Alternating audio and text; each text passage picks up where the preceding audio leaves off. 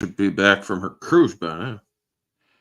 So I'm outside of Wendy's and they ain't got no fries. So I rolled down to the hood and got a couple of my guys. I took.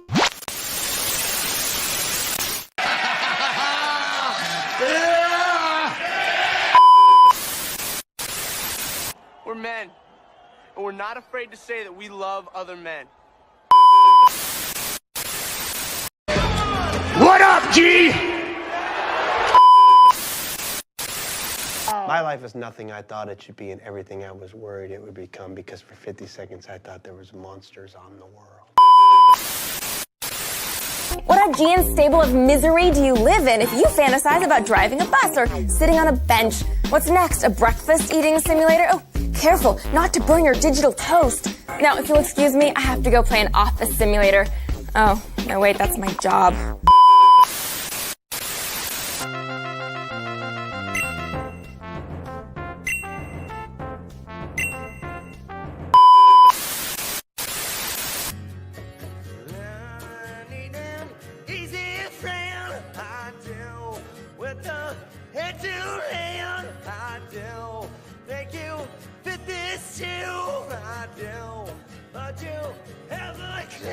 Whoa, I think I just figured something out, Beta. What? This sucks. Yeah, it really sucks. This sucks more than anything that I've ever sucked before.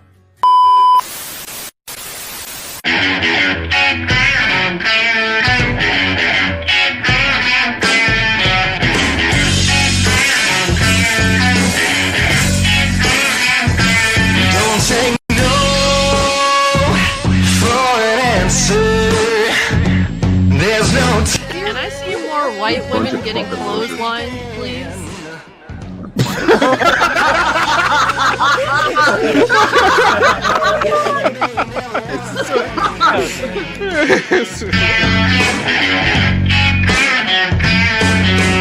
People don't understand. People don't understand.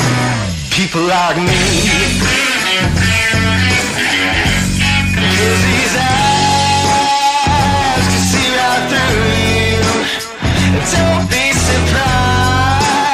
So Snoop Dogg wins the match because Shane McMahon blew his knee out. Damn, that was bad, bro.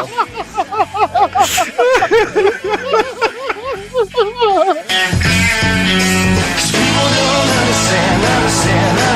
People don't understand. No, people don't understand.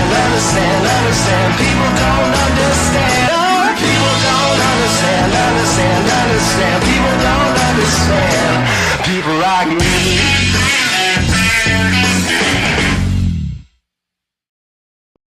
What up, ladies and gentlemen? We are back here for episode 99 of the Barroom Podcast. And I'm joined here today with two very questionable individuals joining us here, gracing us with our presence. How's our good buddy Rob Motto is back? How was the week vacation? It was good. I quit my job because I didn't want to go anymore. So that's pretty much it. So yeah, I'm looking for a new job, but I'm doing good. Should we start having like just a ticket counter of just like how many days before Rob quits his job? Should that be like a thing? If I have to figure out how to put that counter on StreamYard, I will. So they'll be over under in Vegas odds behind the scenes. And also joining us here today is the mentally fringe Orange Hat Reviews. How you going today, Orange? Well, I'm feeling older than I am, so I'm doing good. Yes, and then I am the physically exhausted Society Reviews joining us here. I literally just got back from the gym like 10 minutes before I went live, and yeah, that probably wasn't a smart idea, but I'm here anyway. I'm going to go through with this show because it's my show. I don't have any excuse to not do it. So welcome everyone joining us here. We're here live on Rumble. We're live on Twitter. We're live on YouTube as well. I know Twitter last Sunday for some reason was having a problem broadcasting this stream. Like we were live, but it wasn't showing on my page. But I know we're showing here tonight. We got good buddy Keith joining us on the Rumble side of things right now. We have also trickling in Vanya joining us here first as always. We have Leslie Tarkin saying hello to all you lovely people. Like, what is that? No YouTube notification. Rumble, but no YouTube notification. Yeah, so you guys know the story by now. YouTube has been suppressing notifications on my channel for a while. People just have not been getting notifications on my streams. I know mine doesn't trend in the related anymore. Like, even like the shorts have been tougher too. So I figured it's one of two problems. I can go and do what everyone else does and just avoid certain offbeat issues that they don't want to talk about and just play the YouTube game, or just keep doing what I'm doing. And look, it's gonna get to a point where YouTube's gonna find something that I say they're not gonna agree with, so I'm just gonna keep doing what I'm doing instead. So it feels like a lot funner than trying to play the YouTube game of, oh no, how can I beat the algorithm like this week? It's like, hey, if you guys want to do it, that's fine. But I've said it quite some time now. The days of becoming a full-time YouTuber are pretty much dead. Like those days were probably like 10 years ago. It's not 2024 anymore, unfortunately. Neozoic is joining us here with a question to start off things. Which epic historical biopic would you rather watch? The 1970 film Patton or Lawrence of Arabia 1962? I'll start off with you, Rob, since you missed last week's show. Go ahead. Yeah, probably Lawrence of Arabia. It's pretty much considered David Lean's masterpiece. And it's just an epic kind of experience in general. But Patton's a really good movie. Francis Ford Coppola won his first Academy Award for its screenplay. Didn't direct it, but definitely worth checking out as well. Orange, what are your take? Neither. Just out of spite, or just you haven't seen them? Haven't seen them, nor do I have the inclination to see them. All right. Well, my answer would have been Lawrence of Arabia for a good buddy there. And he also has a bonus question for you guys. It says, which is your favorite film or show that is set in World War II? So which Nazi killing adventure did you enjoy the most out of all of them? I know there's quite a few. The one in which my grandfather was on the beach in the actual war, and that would be Saving Private Ryan. Yeah, there's actually a lot of stuff from war. I mean, I've seen a lot of World War II stuff, but like there's Band of Brothers I've heard is really good. The Pacific is really good. That I've been meaning to check out. It's on my to watch list. Yeah, this is hard actually. I don't have a good answer right now because there's so many things to choose from. Yeah. Well, and even all my favorite war movies are World War I or Vietnam. So but just off the top of my head, I'll throw this out there. The Kindly Ones is this amazing book told from the perspective of an SS officer, a Nazi SS officer during the war. One of the most disturbing books I've ever read personally, so I highly recommend that. But yeah, I'm gonna do a rare pass right now because I can't think of it.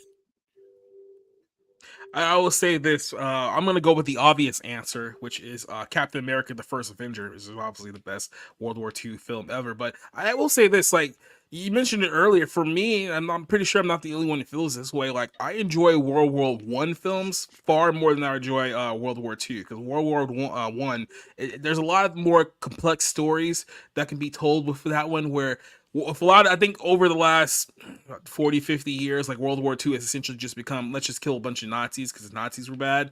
And it's like, you can only get like so much out of that after a while, to where it's like, I'm pretty sure that there's other stories around here that you can tell that are far more compelling, but everyone just wants to kill the Nazis. So it's just like, okay. And I mean, honestly, if you're going to do that, like Inglourious Bastards like they kind of hit that nail on the head before it was popular to hate on Nazis. So if you're gonna, like, the Ministry of Ungentlemanly Warfare, I mean, it was like, okay, we get it. You're throwing Churchill in here, like the Nazis are the bad guys. We get it. And even Sisu, which came out last year, I avoided it because I'm just so tired of the whole like Nazis are evil and we're gonna kill them. You know what I mean? Mm-hmm. It's like, okay, let's do something else. It's like after a while, it's like, oh, we get it. It's like we get it.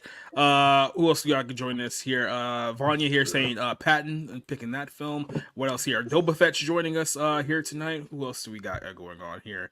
Nosy Tarkin says that hers is Tora. So there's 1, 2, and Combat. If you're looking for an actual World War II show, DK is joining us here. Cactus Jones joining us saying best historical movie. Patton's by far a better film, but more quotable. For You Magnificent Bastard, I read your book. Doa Fett loves the part of our intro. I don't know about you, but Vince McMahon saying "What up, G" with a do-rag on his head, it always just makes me laugh no matter how many times I see it. It's just so absolutely absurd. So Wasn't he who else is- pretending he was going nuts at that point? He was pretending. That was right after he lost the hair versus hair match to Donald Trump. So he started going nuts, and next thing you know, he showed up on Raw with a do-rag to cover his bald head and started pretending like he was black. Started looking like a 1970s pimp. And to answer JEC real quick, Paths of Glory is World War One. It's probably it's my close to my favorite war film of all time, but yeah, it's World War One, not World War Two. Hellhound should say joining us here tonight. Saying that will there be 24 hours at episode 100? Absolutely effing not. I don't know about you guys, but I have a job and other things to do throughout the course of the day. So yeah, I cannot commit to a 24-hour stream. But we'll see what we'll be doing next week for her episode 100. Maurice is now saying that I'm planning on quitting my job myself, and that Rob has now expired. Everyone they quit their job, so this is now a movement. Now it's gotten completely out of hand. I can't control it anymore. So just letting you know what you have started here, Rob. It was $850 every 2 weeks. Okay, so I'm sorry. I'm 35 years old. I need more than that, so I need to find something that pays more. Not to mention that it was literally the public assistance office. I was working at the welfare office, and I would have to actually interact with these people that come in every day, and 20% of them speak Haitian. So I just listen. I have my limitations. I ironically deal with people for a living. That's my skill set. And I've just screwed myself over because of that. So that's the reason. I'm looking for something that's actually going to allow me to move into my own place. So there you go. Folks, you heard it here. Rob has a problem with Haitians. You racist bastard. You just speak English. Okay. You fucking compound it. Yep. Take this job and shove it. Quite literally, that's what you did there. Hit the like button if you haven't hit the like button already. Leslie saying that she actually did get our YouTube notification, so I don't know, maybe it's not working for some people. Awesome one joining us here once again as well. It says, my mind's been thinking about your Sunday show is on Monday and I missed the past 2 shows. Yeah, you got to remember we're on Sunday at 7 p.m. now, so go check us out over there. The last episode did very well, so we're moving forward on the Sunday nights. What else we got here? JEC said Path of Glory earlier. Who else here? DK says that Do-Rag Vince versus Bobby Lashley has aged well, given how green Lashley was back then. Absolutely. Like I said, now everyone, the popular opinion on the internet now is that Vince McMahon is evil, that everyone has to hate him, and Triple H is so much better now, blah, blah, blah, blah, blah. It's like, look, Vince McMahon, none of us be watching WWE right now if it weren't for Vince McMahon. Triple H is the Wile E. Coyote of stupidity, man. He can't even act.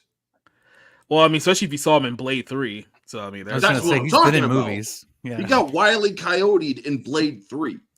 He also had a movie like 12, 15 years ago called like The Chaperone that got completely memory holed by the WWE. That was the time period where WWE like once a year tried to do like their own films. So I think the first one was like John Cena in the Marine, and then the next thing you know, I think it was like Kane had See No Evil, and then at that point it was just like they were just throwing things like on the wall, and none of those movies were ever any good. Like my ex-girlfriend actually liked See No Evil, and unfortunately made me watch it more than once. So just like. Really? I mean, I know the bar's low for horror fans. Yeah, I'd say it's decent for a horror movie because Kane's like an actual 7-foot mammoth of a man in real life, so it kind of works. But it's like, still, come on, guys.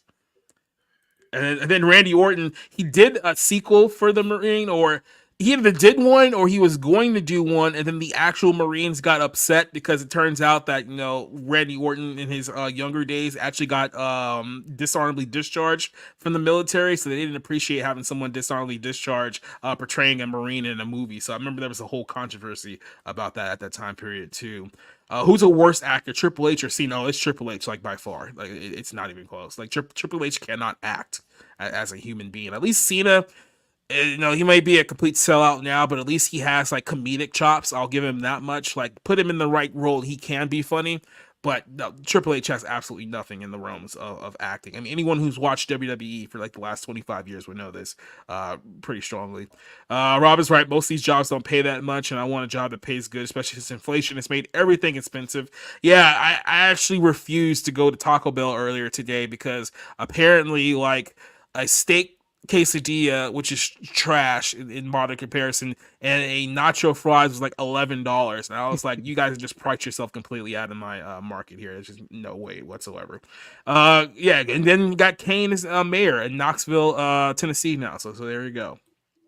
And yeah, we're not going to mention the strapper on that. That movie was an absolute abomination to film. So we're better off just pretending like that film never happened, just like WWE does. So now that we got our intros out of the way, I guess we should go ahead and start off with the opener here for this show, which is more Dan Schneider revelations. And apparently this time it's Lori Beth Denberg who's come out with allegations against Dan Schneider, alleging that, you know, he essentially forced her to give in phone sex, that he saved pornography with her while they are time, and all of that, and a whole bunch of other allegations. Now, Dan Schneider immediately jumped all over this and said that, well, the porn stuff though wasn't true, but if I acted inappropriately, I apologize. Which means he did it.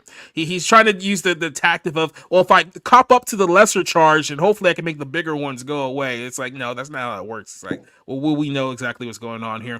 Lori Beth Denberg, who's one of the original members of All That from 1994. So it's been, what, 30 years since that show originally started in Orlando. But she's now coming out and accusing former Nickelodeon writer and executive Dan Schneider of fondling her breasts, showing her pornography, and attempting to have phone sex with her during her time on the show. Schneider has denied these allegations here. But Denberg, who's known for her roles in Miss Fingerly, The Sweaty Woman. If you watch All That, you pretty much know who she is. I believe she was also on Figure It Out at the time too. So anyone who knows 90s Nickelodeons know who she is. She says that the tumultuous relationship was seemingly sparked after Schneider heard about a producer telling the actress that she was overweight. I mean, she was. I mean, I don't know what the thing is, but whatever. I feel that this is the first time he preyed on me, Denberg said in an interview with Business Insider. Denberg also says that Schneider showed her porn videos, one of which was a woman performing oral sex on a donkey. That sounds like something he might be into. I wouldn't be too surprised to hear that. The All That boss allegedly put out her number in uncomfortable situations in 2 separate instances. She says that Schneider lashed out at her. One, he pushed a gun forward during a traffic stop with over an issue over car tags, and another, it's in a statement with this is a statement for The Wrap. This is Schneider responding to these allegations, saying that they're wildly exaggerated and in most cases false. Now, first of all, when you're alleging, like, you know, showing people donkey shows and having guns in your car and allegedly molesting people on set, to say that is exaggerated and mostly false means that it's probably true. Like, if these are not allegations you want to go 1 foot in, 1 foot out on, but this is what Schneider had to say. By the way, Schneider is suing Quiet on Set for allegations that make it seem like that he's somehow a sexual predator, even though most of the guys he worked with during the entire 90s and early 2000s are convicted pedophiles. The fact that an executive producer of Quiet on the Set will pursue allegations regarding what may have happened between adults nearly 30 years ago. Well, I mean, not all of them were adults, by the way. Only a week after I filed a defamation lawsuit, accusing Quiet on the Set of being intentionally false and misleading seems more coincidental, he said. Schneider said, I have previously stated there were times, particularly in the early years of my career, that I made mistakes and exhibited poor judgment as a leader. And if I did that in respect to Lori Beth, I sincerely apologize to her, but I cannot apologize for things that I didn't do. So keep in mind, one of the lesser charges that Schneider has fessed up to, obviously he wants nothing to do with the child molestation ones, but he did fess up to essentially making a female staff writer on the show bend over and essentially tell a story from her childhood as if she was being sodomized while telling it. And he up to that one, and now he's saying, well, I up to that one, but, you know, all the stuff about, you know, Drake Bell and Amanda Bynes, like, I had nothing to do with that one. It's like, okay, like, whatever you said. Denberg has not responded to Schneider's, I guess, rebuttal of her comments, but the actress said that her relationship with Schneider turned sexual once she turned 19. In 1996, when All That moved from Orlando to Los Angeles, which in my estimation is when that whole network went down the shitter, Denberg said that she started spending long nights with Schneider and would sometimes sleep over, but some of those nights, Denberg said that they will give each other massage. That's been a recurring theme in a lot of these allegations against Schneider, that he's always having women and give him massages, whether he's on set of multiple television shows that he worked with on here. Schneider would play porn on his computer. At one point, the pair got into a relationship that was weird and abusive. The Denberg says that the two would watch Jeopardy and end up making a bet on who can get the most answers right. Whoever won got a massage. That just sounds weird. He says Schneider fondled her breasts and put his mouth on them. Over the course of their relationship, Denberg said that she didn't see their time together as inappropriate. Of course not, because you were in Hollywood at the time. Nobody sees what's going on as inappropriate till like 30 years later. That's the recurring theme here of Hollywood. It says she says I couldn't have been more green, noting that she feared Schneider would stop writing sketches for her if she expressed. So this is the other side of things too. I'm not saying that what he did was right, but this is the other side of the coin. Is that these people know exactly what's happening is wrong, but they won't say anything because they're more worried about their career than their soul, their personality, their well-being, all that other stuff. And we just see this over and over and over again. So this is the new allegations. This is the new back and forth between Schneider and Lori Beth Denberg. Rob, I'll start with you. I'm going to assume that you know a little bit more about this era than Orange Hat does. But what do you think about the new revelations against Dan Schneider from Lori Beth Denberg? What do you think do you think they're credible, or what's the case going on here? Yeah, I mean, we're at I don't know how many reports there have been about Dan Schneider.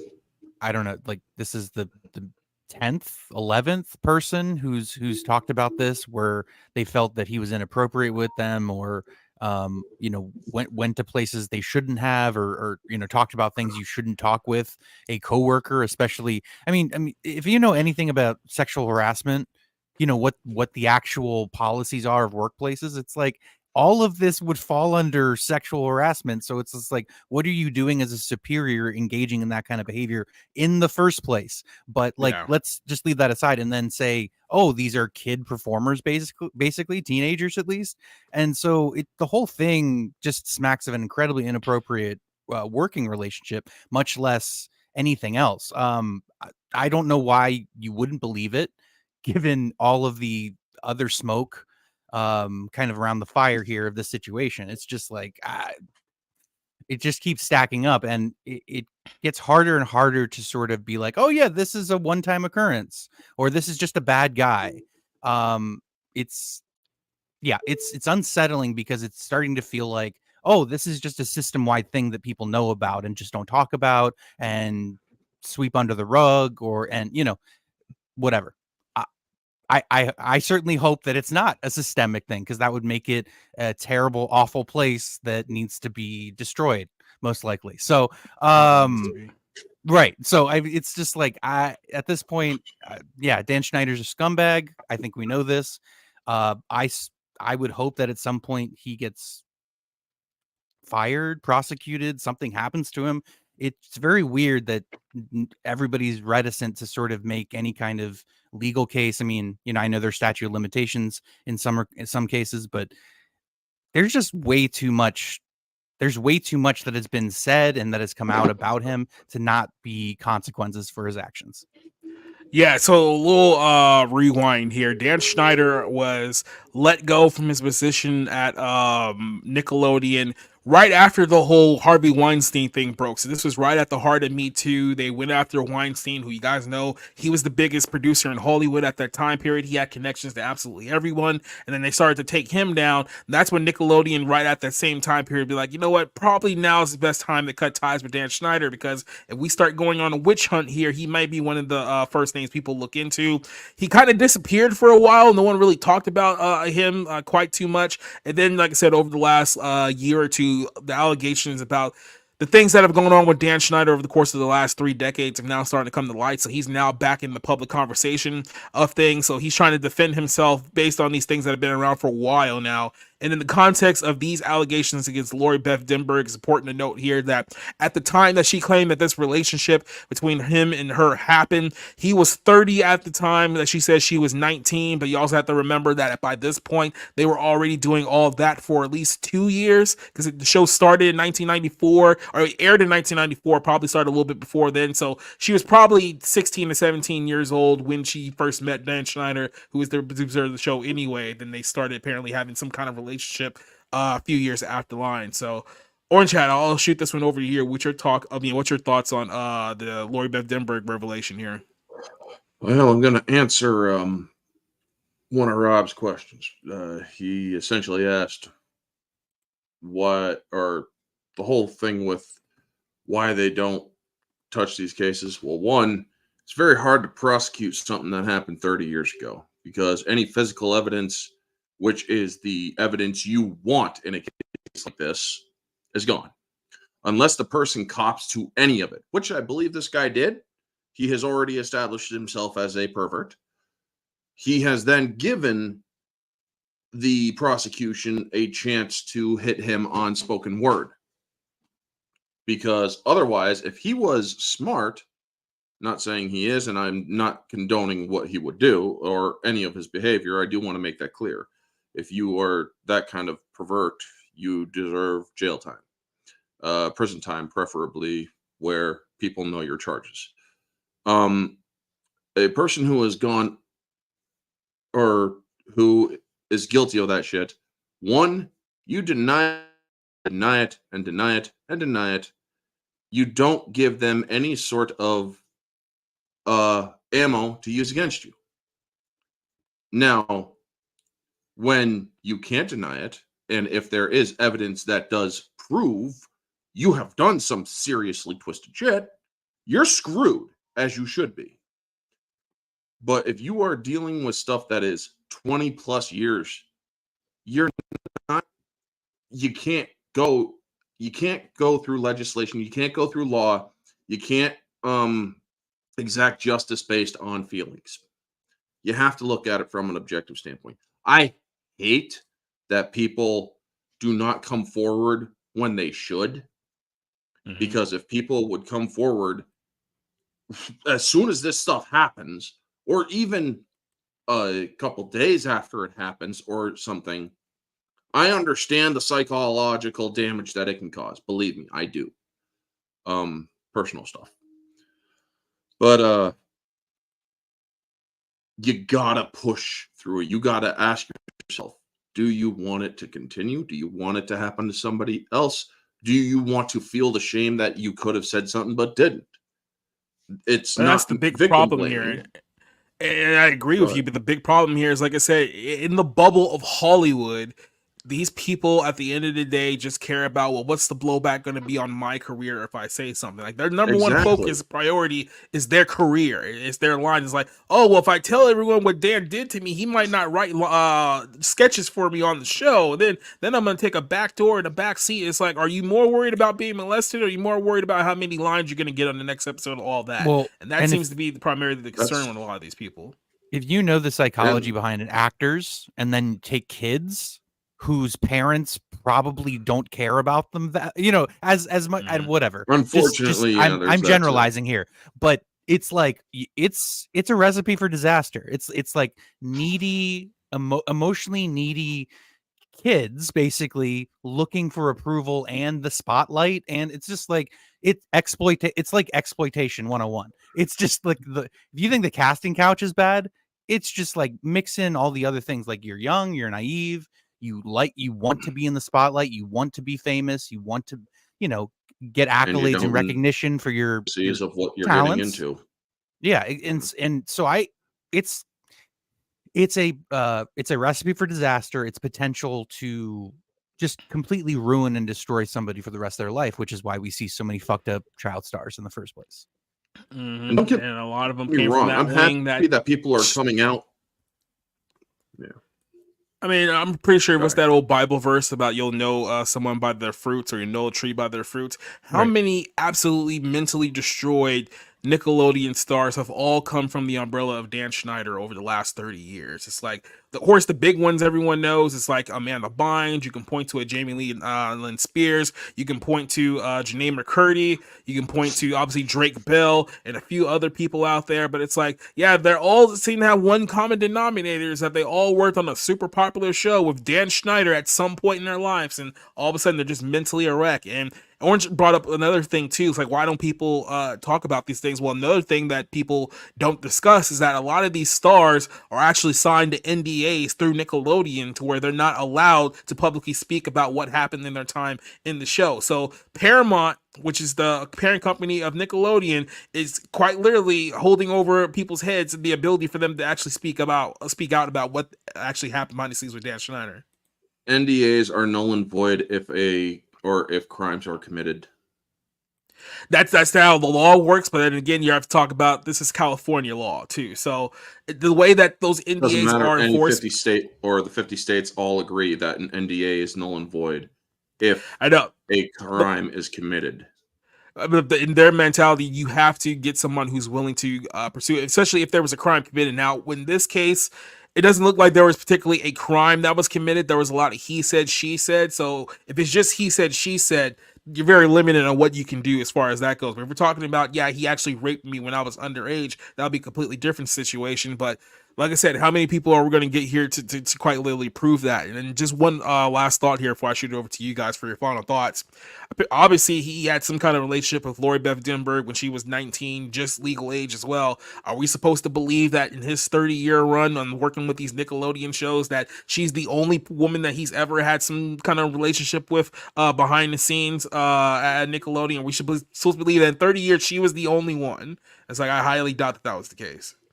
No, I don't doubt it. I mean, here's the thing. When you have these cases, if you cannot prove physically that this stuff happened to you, the best thing you can do is get character witness.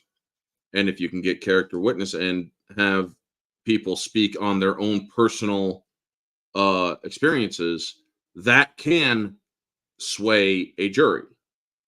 Now, again, I'm happy that people are coming forward and whatnot. But if you are coming forward after decades and you are coming forward with this kind of accusation, you got one bullet and you better make sure that your gun is very accurate. That's all I'm saying. Yep. Well, what's the old line from The Wire? I'm pretty sure Rob knows it pretty well. I have no idea what. God, you never watched The Wire? That was a layup. No, I've seen The Wire a bunch, but I mean, the only thing that comes to mind is, you know, you cannot lose if you do not play. So no, I was going towards, if you're going to take a shot at the king, you best not miss. Oh, best not miss. Yeah. Yeah. Yeah. Oh, okay. Yeah. Omar, season 3.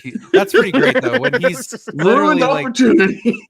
no, but he's like literally telling like the prosecutor, it's just like, what I use the gun, you use the briefcase. It's all part of the game, right? So yeah, no, that's a really good season of TV. Absolutely. Yep. So I mean, like I said, there's a couple of people who I know the media aren't really, talking too much about now. I'm really interested to see, what their reaction is going to be, because like I said, if this is ultimately he said, she said with the whole situation, it's really not going to amount to anything. Obviously, I think the nuclear bomb in this whole situation would be Amanda Bynes speaking out about anything that happened behind the scenes with her. At the same time, she's been so mentally disturbed over this, period of 15 years now. Even if she did come out and finally speak out about what happened to her, will anyone actually take her seriously?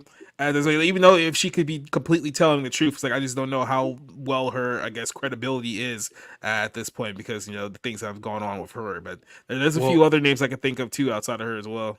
If you've heard anything Amanda Bynes has said since she was released from, I don't even remember where she was, but she was in some kind of supervised whatever for a while, and she's fucked up. And I'm not blaming her, but it's, she's like Britney Spears at this point, where it's like, yeah, I'm interested to hear what she has to say, but it's you take it almost with a grain of salt or an asterisk, because you don't. I mean, I remember when She's the Man came out, Channing Tatum, by the way, I mean, that takes me back, because that was the last time she was relatively okay, normal, happy seeming, at least as a performer. So whatever, I just hope these people that keep perpetuating this behavior stop, or something happens to them, because it's just going to continue.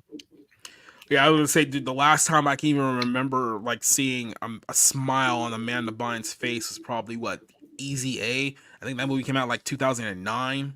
I think Right. that was like right before like her just complete downfall. And yeah, it's been pretty hard. And like I said, the child stars from the Nickelodeon and Disney era. Now there's a reason why near almost all of them are just complete messes at this point. So, but with that said, we're going to hop over to another story here. Speaking of cancel culture and Me Too and all this stuff, let's talk about Bill Burr and Bill Maher, who had a podcast over the weekend, and they were talking about how, you know, it's time to uncancel cancel culture and bring back Louis C.K. Because if you guys remember the story with Louis C.K., this is also around the same time as Me Too. Was it Sarah Silverman or was it like another female comedian who came out with like an allegation or basically saying it was two nobodies. I mean, they were writers who couldn't produce anything of their own. They weren't talented enough to really have consistent jobs. But basically what happened, if I can just really say this, because I follow this very closely because I love Louis C.K., at least as a comedian. And I've argued with people for years about this, but basically what happened was he invited two female comedy writers to come up to his apartment, his place, whatever. And he asked them, whatever weird sexual thing is behind this, but he asked them if he could jerk off in front of them. And they said yes, but they were laughing and they were, you know, at even the proposition. And then he did it. Okay, that was it. That was literally the entire thing. He asked for consent, which is like what feminists ask for all the time. And it's just like everybody made it to this big, weird, creepy thing. And look, trying not to judge somebody's like sexual proclivities. Yeah, it's kind of weird, but I'm sure there's a psychological component behind it. But I never thought it made him like a predator or like evil or weird or like he sexually assaulted them. He didn't. I mean, so anyway, my thing is just this real quick before we get into the story. It's like women. I don't know how many times you need to hear this, but if an actor, writer, producer, director asks you to come to his hotel room / apartment, he wants to have sex with you. So do not go if you do not plan on having any kind of sexual relations with the person inviting you to their place. That should go without saying, but apparently you have to tell these 30-year-old women that this is exactly what goes on behind closed doors. Like somehow they don't get it. We should never have gotten rid of chaperones. All right, that's why you need those old ladies can we stop there. Talking about chaperones for one night, like we literally just like buried the Triple H story. Okay, here we go. So here's the story. So they were having a conversation. Now, some people took this to say that Bill Maher was saying that Bill Burr was saying that no one cares about counterculture. It's like they weren't paying attention to the context of what he was saying it in. This is a appearance during Bill Maher's Club Random podcast, or a comedian Bill Burr said that cancel culture is over. Maher disagreed. So this is where the conversation is. So that we talked about 2017. He was blacklisted, accused of masturbating in front of female comics. Louis C.K. admitted to it, said that his professional life was immediately released. He said he claims that he lost about $50 million of potential work after those allegations went live. The film was only days away from being released. Lost his distributor. Louis C.K. lost his representation in a number of TV shows, concert appearances. Today, several years later, Louis is still forced to work outside of the Hollywood system, but which does nothing to do with him. So he can only self-produce and distribute his work online. He says, "This is Maher. This is Bill Maher speaking here. Says that I don't get me started on Louis C.K. Isn't it time that everyone? Okay, it wasn't a cool thing to do, but it's been long enough. Welcome back." He says, "Enough. For Christ's sakes, it's not the end of the world. People have done so much worse things and they've gotten less. There's no rhyme or reason to the Me Too type punishments." Bill Burr responded, "They took $50 million. I think they punished him. That's $50 million of how much CK would have gotten had he lost all his deals in 2017. Burr continued that Me Too started off with something that everyone could agree on and then quickly spun out of control. Burr explains, cancel culture got to the point of where it is. I don't like some of the topics in your stand-up act, right? That's when it got weird. Cancel culture is over. No one cares anymore." Maher disagreed. He says, "That's not, said that's so not true. Either one of us could get canceled in the next 2 minutes." And then they went on to have like a huge discussion about this. So essentially the conversation in the context here is that they're making a plea that Louis C.K. should be allowed back into Hollywood after he's been essentially unpersoned for the last several years. So Orange Hat, I'll shoot this one over to you. What's your take on Bill Maher and Bill Burr's takes on cancel culture as it refers to Louis C.K.? What did Louis C.K. do again to get canceled? I just explained it. He literally just explained it. Like, I'm sorry. It's just no. He asked the two women upstairs. He asked them if he could jerk off in front of them, and he jerked off in front of them. Yeah. All right, got it. So, how long ago was it? Jesus no, Christ. the thing. This is what's so funny. The story came out in 2017. This happened like in 2010, 2011, like right when his show was coming out. Louis. Shit. Yeah. What are you, retarded? So I know you're not retarded. But what are you, Down syndrome? I'm sorry, but I'm tired, folks. It's been a long It's day 9:40. Yeah, but yeah, 14 years, that could still be sore in some people's eyes. But cancel culture, I don't like cancel culture. What I'm a fan of is accountability culture. If you're doing something heinous, you get held accountable for it. If you're doing something stupid or something that offends somebody's delicate sensibilities, fuck them. I don't care. That's why comedy is dead. And a lot of comedians are actually coming out against that stuff. And I do believe that Bill Maher and Bill Maher are, one of them's at least a comedian. But I'm sorry. If these people are saying, well, we got to get rid of cancel culture, motherfucker, you all fucking created cancel culture. You fed that beast, and then it got too big, and it turned its ugly head and looked at you and said, yum, yum. I mean, what did you think was going to happen? When you are the ones who create this monster, and it finally turns its ugly head on you, you're like, oh, we should get rid of it. Maybe you shouldn't have created it to begin with. You guys just didn't like a certain event that happened in the 2010s, and you all lost your fucking minds, and then you started building up this monster, feeding it from larval stage, building it up over fucking 7 years, and guess what? Now it's too big for you. If you guys are gonna freaking, the way I see it, I don't give a fuck what these two say. They're part of the problem because they helped create the problem. That's my thoughts on it. Rick, what's your thoughts on this story? First, I'm surprised nobody has mentioned that this is clearly racially motivated because Louis C.K. is Mexican. And second, yes, he's a Mexican Jew. It's like it's such a weird like contradiction. I saw. I just want to throw out there that I actually saw the movie that was going to be released and that they pulled. It's called "I Love You, Daddy." I Love You, Daddy. I liked it. I thought it was terrible. I thought it was great. I thought it was terrible. I thought it was incredibly provocative. But anyway, I'm sorry. Go ahead. No, it was terrible. I would just say that I'm honestly surprised that he hasn't been welcomed back. People have been welcomed back for far worse. You know my issue with Mel Gibson, and he's been welcomed back with open arms. He was drunk, though. He had an excuse. He has not. Mel Gibson has not been welcomed back. Come on. He got an Oscar nomination for Best Director. I mean, that seems pretty open. That seems the work was good. Welcoming. That's what happens. They had no choice but to acknowledge it because their Satanism was showing. Was that Hacksaw Ridge? That was Hacksaw Ridge, which was legitimately the best movie of that year, by the way. It's very good. Yeah, and I still won't watch. Point being, why isn't you don't watch movies for a lot of dumb reasons, but why isn't Louis C.K. being welcomed back? People have been welcomed back for far. As far as I know, he didn't actually physically assault anyone. Although I will take some slight issue. I don't think people should willingly masturbate in front of others. That's just me. I don't. I would say that the two women went up there should not have gone up there unescorted. I think that was a very questionable choice. Don't go out there without a cop or you know, an old Mexican woman. Okay, does anybody remember the term starfucker? It's gone out of vogue, but it's like these things exist.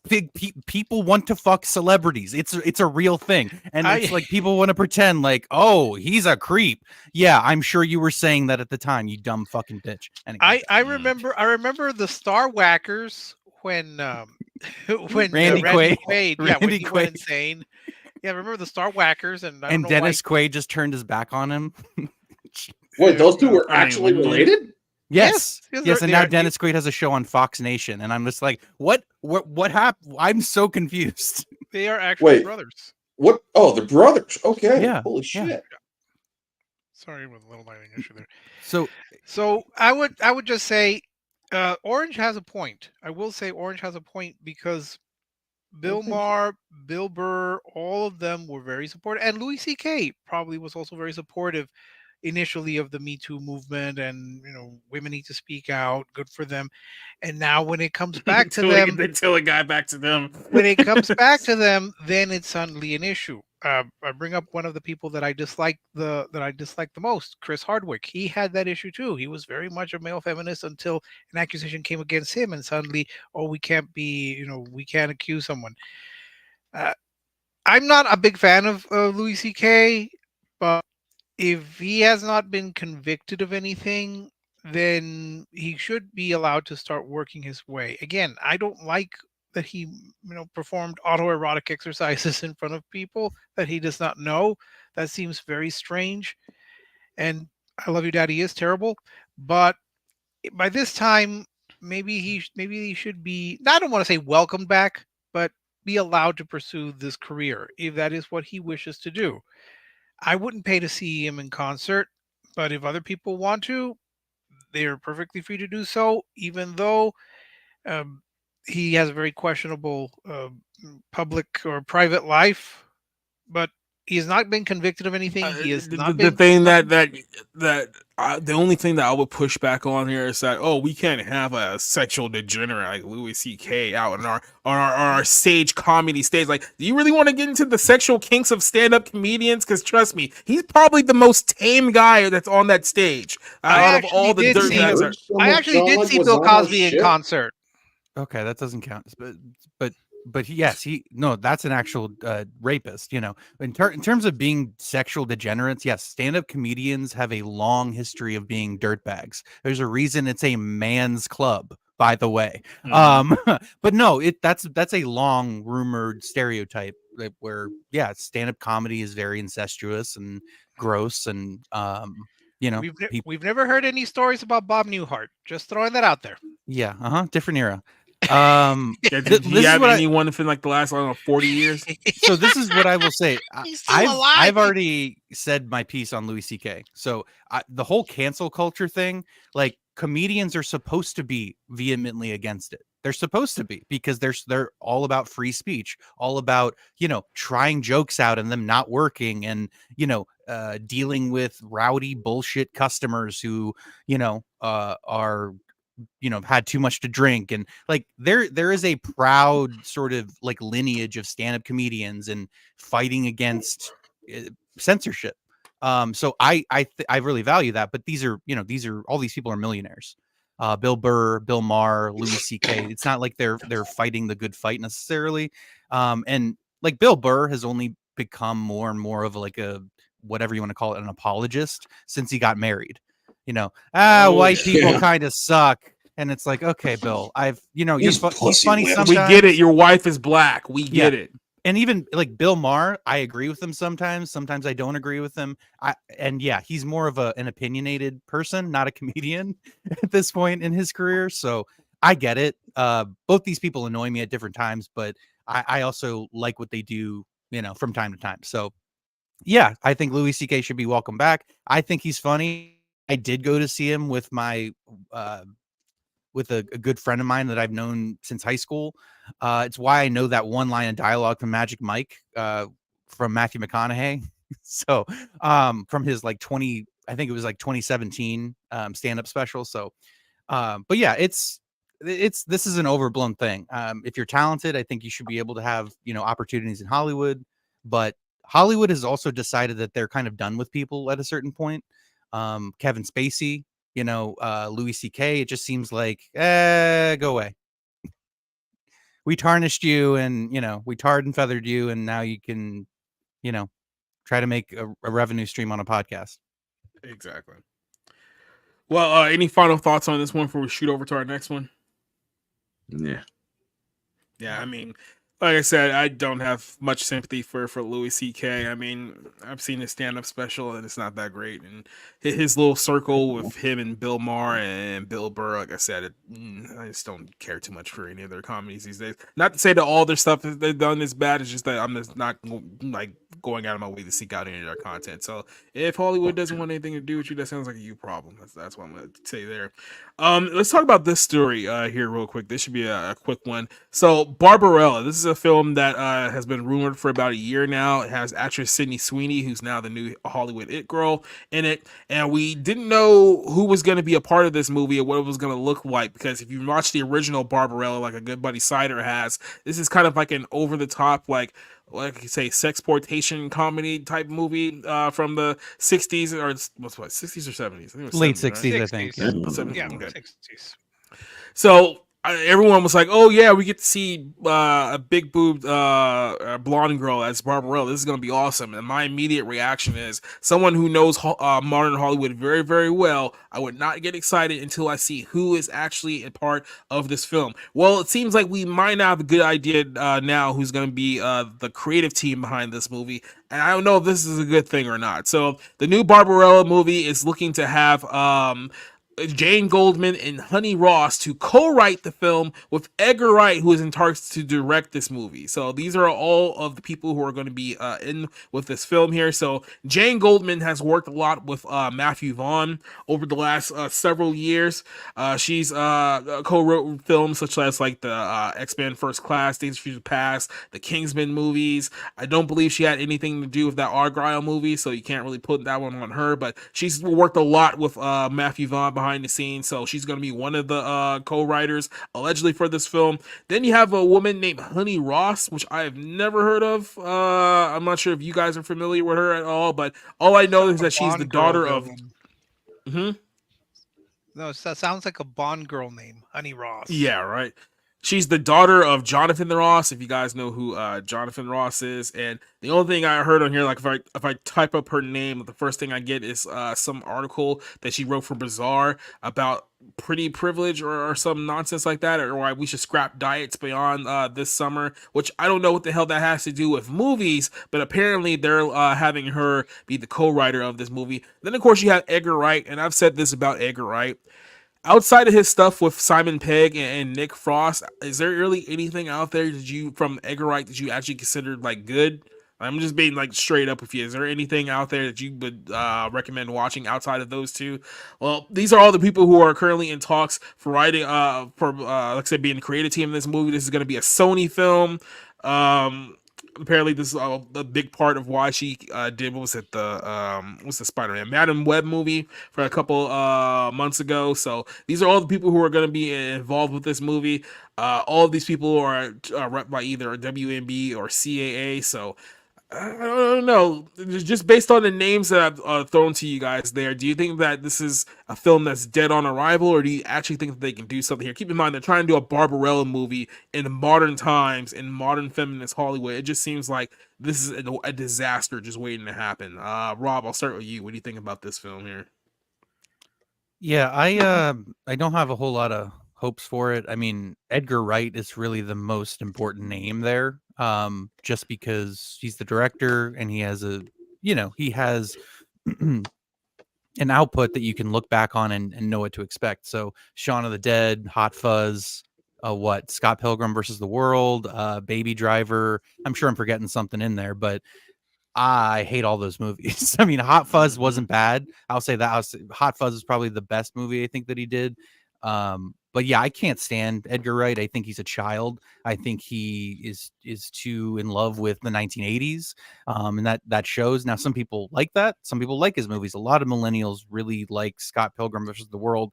I think it's juvenile garbage, but that's just, it's fine. Sydney Sweeney can't act. She's not a good actress. I like her. I like seeing her. I think she's very beautiful. But I don't think she's a very good actress. I mean, maybe material one day will fit her or whatever, but so yeah, there's just not. I mean, it's supposed to be a sexploitation like sci-fi thing.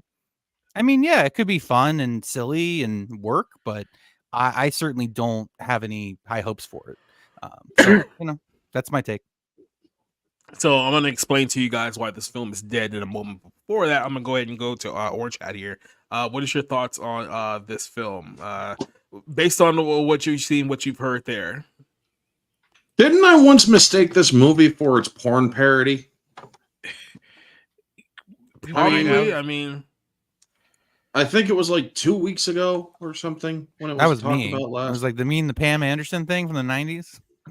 Yeah, that was yeah. What was Barbed that? wire? Barbed wire. Honestly, Yeah. it's like everybody's talking about Sydney Sweeney. So the fuck what? I hear so much about this woman. I don't even know who the fuck she is. I honestly have no freaking opinion about Sydney Sweeney. It's like the only thing that I think that is that has any sort of conscious thought about Sydney Sweeney is that her last name happened to be the last name of my music teacher from a school that I had to go to because I was getting into too much trouble in my last school.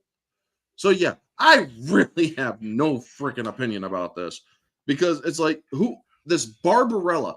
It's like a bygone era of 60s, 70s, 80s that was doing a bunch of obligatory sex shit and sex appeal. What the fuck? I never saw it. I'm sorry. I just It was a better time. For you. Well, I did see the original Barbarella, and it is, I would say, camp. It's not quite as camp as, say, Flash Gordon, but it's up there. It's hard not to. It's not. I'm trying to picture Sydney Sweeney in the Orgasmo, the Orgasmatron, that little organ that gives people orgasms. I'm trying to picture that. I guess that could work. I just don't know how they're going to handle the material. Are they going to try to be too jokey with it? Are they going to try to make her some sort of like real strong female heroine when Barbarella was kind of a bit of a sex kitten? So I'm perplexed. Now, the movie might be good if they get the real Duran Duran to appear as part of Duran Duran, because that's where they got the name. That's where the band got the name, from the movie Barbarella. The villain was Duran Duran. So other than that, I don't really have any great hopes for this. Just stick with the original. I mean, why are they even remaking it? Why are they even remaking Barbarella? It's not I a have no property. ideas. I mean, there's not a property that a lot of people are going to know. But then again, given the recent roles that she's played, Jane Fonda could return as Barbarella because the way she's been playing this nymphomaniac in a few films. So why not have her back? Just hang it up. I mean, this was the literal I don't want to call it the passion project, but it was like she married the director Roger Vadim. You know what I mean? Like it was. Well, she says it was that a she was terrible decision she for said her she to was kind even of do pushed into it, and that Yeah. in a couple of scenes that she had to be intoxicated to get Okay. through it. But imagine your father is Henry Fonda. This is how you show your acting chops.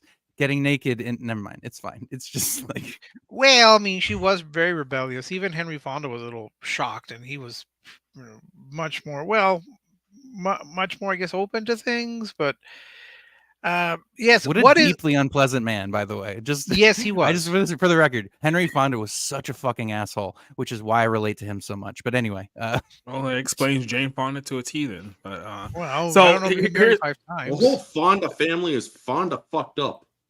Yes. Well, Bridget Fonda, I don't think anything. She got out. She got out. She was wise to get out after Lake She Placid, escaped. man, because holy shit, man. She's also married let to Danny herself Elfman, go. by the way. Yeah. Well, she can be. She let herself go. You can't even recognize her nowadays. No. It's basically like watching like any woman who was on Baywatch 30 years ago versus what she looks like now. You just ask yourself, what happened? Yeah. Like literally what happened? Well, in Pamela Anderson's case, she just got more plastic. That's all. She ain't the only one. I mean, if we want to go down that rabbit hole, we certainly can, but there's many. So here's why I just discovered that this film's actually dead. Because as you saw on the Variety article, that apparently they're trying to get some person named Honey Ross to co-write this film. And here's why I wasn't never excited about this, because I know there's a lot of guys that are out there that be like, oh, Sydney Sweeney's hot, so this film is going to be amazing because it's going to be just like the set. No, it's not. No, it's not, because Here you have to understand is that feminists have been whining about this movie for quite literally the last 50 years. So if you're going to remake this movie and put it in their hands, it's going to be the exact opposite of what you're going to expect. And here is the co-writer of this film here. Leslie Tarkin mentioned it here earlier. She is a body image activist that accuses beautiful women of having pretty privilege. She calls herself a screenwriter. I don't know what she's actually done to justify that name, but here's just a couple of her videos from her Instagram page. This is a little preview of what you're going to be getting from this Barbarella remake movie. So here you go. You forget to be clever. Never be so clever. You forget to be kind. Guess who said and that? she's British. Taylor Swift. Mother. I would say, be kind when you don't really genuinely upset someone. But if someone has offered something up which is just stupid or offensive, feel free to take those gloves off. I'm 27 now. I'm ready to fight. You know why? Why? I am your father. We actually have. We have a Darth Vader, Luke Skywalker relationship. We are so Darth and Luke. Or Paul Atreides, the Baron. Not, absolutely not. Absolutely not. I am not the fat floating man. You could be the Baron. I already By the way, the only person who's got better cheekbones than Noel Fielding is Tilda Swinton. I want them to have a cheek off. Did I tell you about the time I suffered a minor injury from Tilda Swinton's cheekbones? Oh my god, I'm so jealous. It's some dumb British term. What did her bones do to you? It was one of the years I was hosting BAFTA, and she came up to give me a hug afterwards, and then in and did a firm face press against mine. And I'm telling you, the cheek caused great pain on my face. She got that bone structure. Okay, I can't take him anymore. We need to call Matt Marsden to get him to translate this shit and that to make sense, because he's the only British guy that I know that I respect. Oh, I didn't even know he was British. Who? Yeah, he's formerly that actor He's on an Twitter American who's now. to the right of every, it's like, okay, I haven't seen you in anything, Matthew Marsden, but I like what you have to say, so it's fine. Oh, the name sounds familiar, but Have you seen Rambo 4? You've seen him in a movie. No, I haven't. I get him I think I made it to Rambo 2, but I think I'm getting him confused with, was it James Marsden? That's the one Cyclops? from Cyclops. Yeah. I will say that was that supposed to be funny? What Honeydew was saying? I'm still trying to. I don't even know if she even has anything on IMDb. I'm trying to figure out what outside of just pure unadulterated nepotism qualifies her to be a co-writer for this feature film, unless there's something else going on. Is Herbert Ross her grandfather? I don't. Like I said, Jonathan Ross, he's some popular guy in the UK, but I don't think anyone here in the United States gives a shit about him. So it's yeah, there's literally nothing on her IMDb. Literally nothing. I have no idea. So you see, you're going to give someone who's never written a script, you're going to give her I presume a multi-million-dollar project, a remake of a film that is well liked in some circles. And what is she going to do? I mean, we can speculate if she's going to put in her own ideas. Was it body positivity? It's going to be difficult to have a heavy, because that's what people are expecting from a Barbarella movie. We need messages about body positivity, about how fat women are beautiful too. That's exactly what's going to put the butts in the seats, right, guys? Well, you're not going to hire Melissa McCarthy to be Barbarella. I mean, who knows at this point? So this is Jane Goldman. Like I said, she's worked with Matthew Vaughn on a whole bunch of projects. So quite literally, the hands of this film with Sydney Sweeney is in her, Edgar Wright, and apparently Honey Boo Boo all are coming together to be the creative brain trust of this film, which I'm going to tell you, men here in our 18 to 34 demographic, sit this one out. It's not going to be what you expect. And I don't remember, I don't know if we reviewed it, but Edgar Wright's last movie, was it the Ghost Story with oh shit, I can't even remember now. But basically, remember Anya Taylor-Joy was the ghost. Oh yeah, everybody, I know what you're talking and about. she was supposed to be a good guy, and it was all the men. Oh, Last Night at Soho. Yeah, that Last was Night at Soho. fucking. Yeah, I know. I didn't see that one. You had a first good hour, and then you ruined it with a bunch of feminist horse shit. It was like the worst.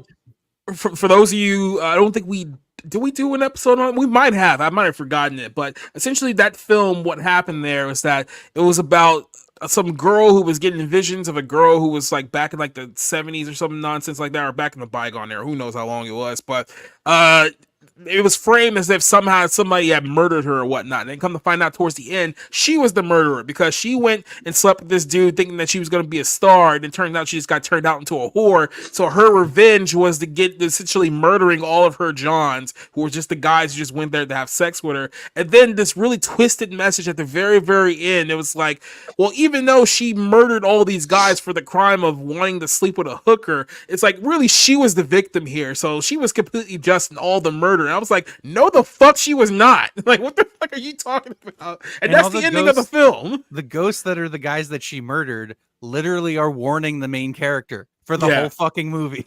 They're screaming, please help us. No, go back. She's a murderer. And it was like, yeah, well, you guys deserved it anyway. La, la, la, la, la. And then that's how the film ends.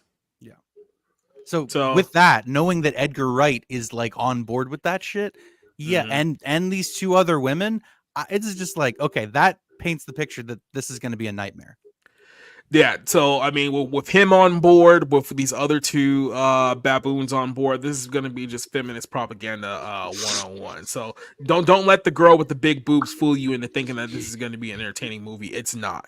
So mark and avoid will be my message to you guys. Now, with that said, let's go from one baboon to another here. Let's talk about Chris Hemsworth, because Hemsworth is apparently still upset about the things that Martin Scorsese and Francis Ford Coppola said about the Marvel Cinematic Universe so many years later. And it's like, look, I get it. At the same time, you probably have least, I guess, path to argue, especially after your last MCU film, which is like one of the worst ones like ever.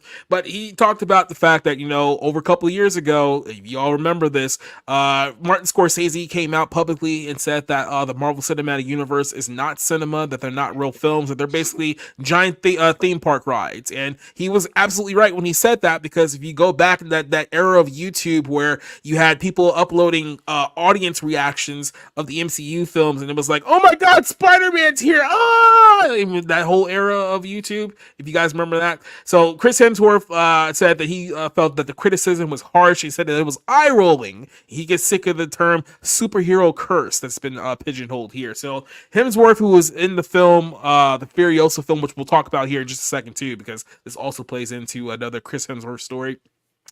He's doing the rounds promoting this film. He was asked about the Marvel criticisms by Martin Scorsese and Francis Ford Coppola, and Hemsworth said that the original one of the original adventures from the movies all the way back was in 2011. He said that it felt harsh. It bothers me, especially from heroes. It was an eye roll for me. People bashing the superhero space. He told the Times, this is the London Times, I'm not mistaken. Those guys had films that didn't work too. So we all have. When they talked about what was wrong with superheroes, I thought, cool, tell that to the billions who watch them. Are they all wrong? Yes. Rob, can you answer that question if all those people are wrong? Yeah, they're wrong. Some people just want to go to the theaters to turn off the brain. Yeah, I have a problem with those people too, but we'll save that for here. Scorsese says that his initial comments fell in the fall of 2019, which we all know a friend who got very, very upset at these comments. Even lashed out when the Irishman came out later that year, because he made these comments about the MCU. The Irishman lost every Oscar was nominated for because Hollywood was punishing him for speaking ill of really the greatest film, one of the greatest films of our time, if not all time, which was Endgame.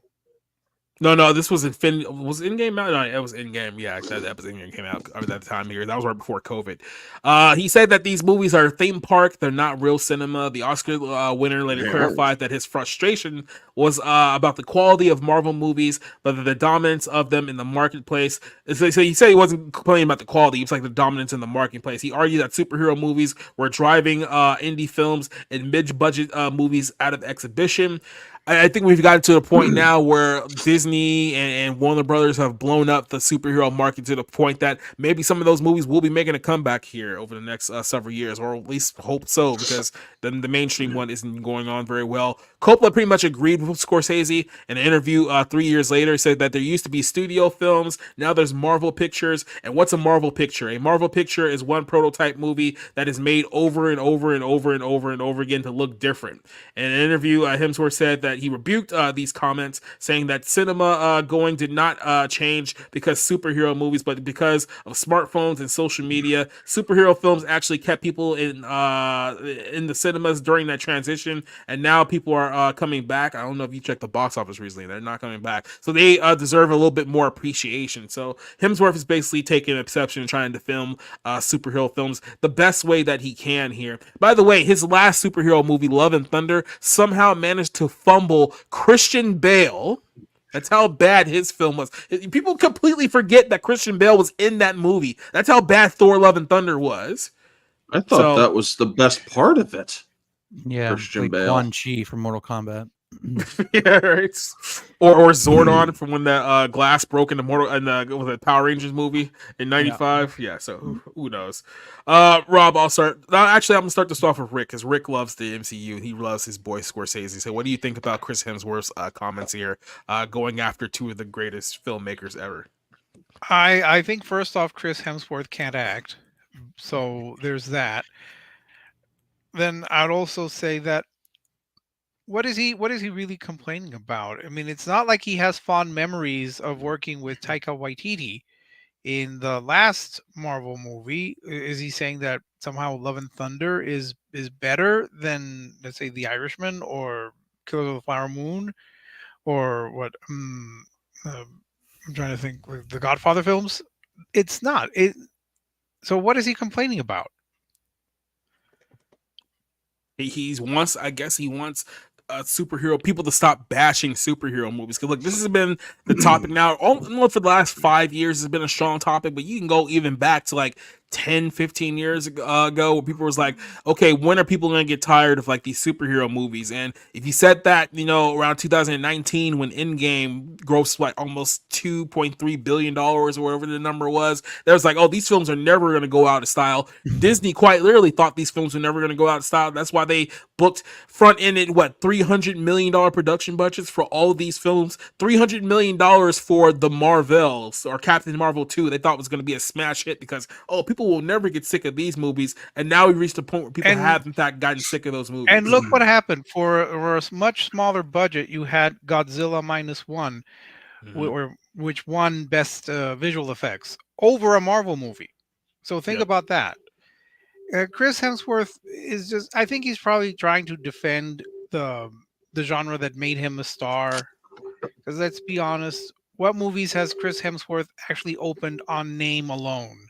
Like, we see it's Chris Hemsworth starring in this movie. What movie has he opened? Ghostbusters? Was it Black Hat? Men in Black International? He had what? What was it? The Huntsman movie. We talked about Men in Black International. We talked about Ghostbusters, obviously. He's done nothing but franchises. He's done nothing but franchises, if you look at it. He did that terrible. Yeah, look at him in this Furiosa movie. So yeah, he's a franchiser. Netflix movie or whatever. What was that spider thing? Spiderhead or something like that. Spiderhead. Yeah, which was okay. It was decent. I mean, there wasn't much to it, but it was a decent film. Well, it's funny because it's probably the most decent film that he's been in that I could think of. So his skill set is basically a himbo. Ryan Gosling has him beat, literally. Like, Ryan Gosling is occupying the stupid but charming, and handsome sort of like leading man. Chris Hemsworth has absolutely no skill set whatsoever. The whole thing was like, oh, he's a beautiful man from Australia. That was the whole thing, and he never developed anything past that. I've beaten this conversation. I've beaten to death. Beaten it to death like a horse. It's Martin Scorsese. Like, his whole career speaks for itself. Francis Ford Coppola. The second half really wasn't very good at all. But he literally, like, go ahead and compare The Godfather, Godfather Part 2, The Conversation, Apocalypse Now. Go ahead and compare that to anybody else's filmography, and he absolutely destroys them. And it doesn't matter that he's kind of been a weird art, kind of experimental filmmaker these last couple years. But anyway, these guys have nothing to explain. They are completely entitled to their opinion. And, they're right. Marvel and DC and whatever has occupied the movie landscape for the last 20 years. Birdman, one of my favorite films of the last decade, absolutely slammed comic book movies and comic book culture by basically being like, Inarritu basically said they're a form of cultural genocide. I mean, you have people who believe in the art of filmmaking who are like, this is bad for our business. Yes, you're high on the cocaine of, Endgame or whatever, but look at all your failures since then. Look at the box office returns. People do not care. You smelled your own farts for so long that you thought that it was just going to continue.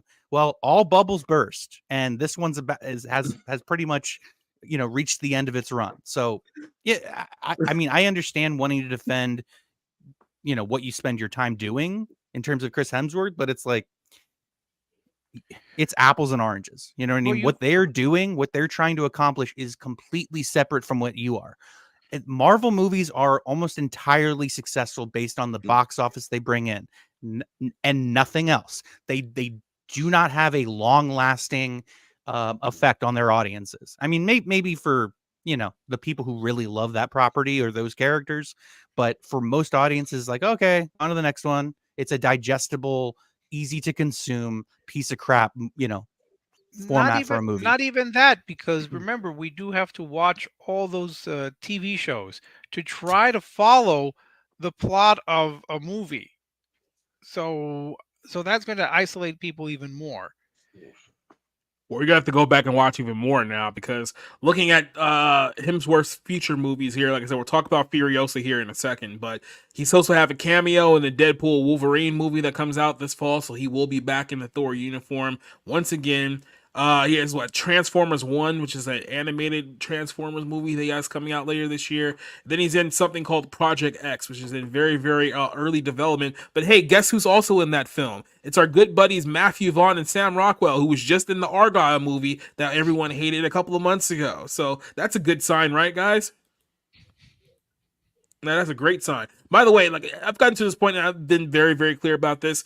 Chris Hemsworth's best movie is the first Extraction movie. I know somebody mentioned it earlier. I think it was Leslie.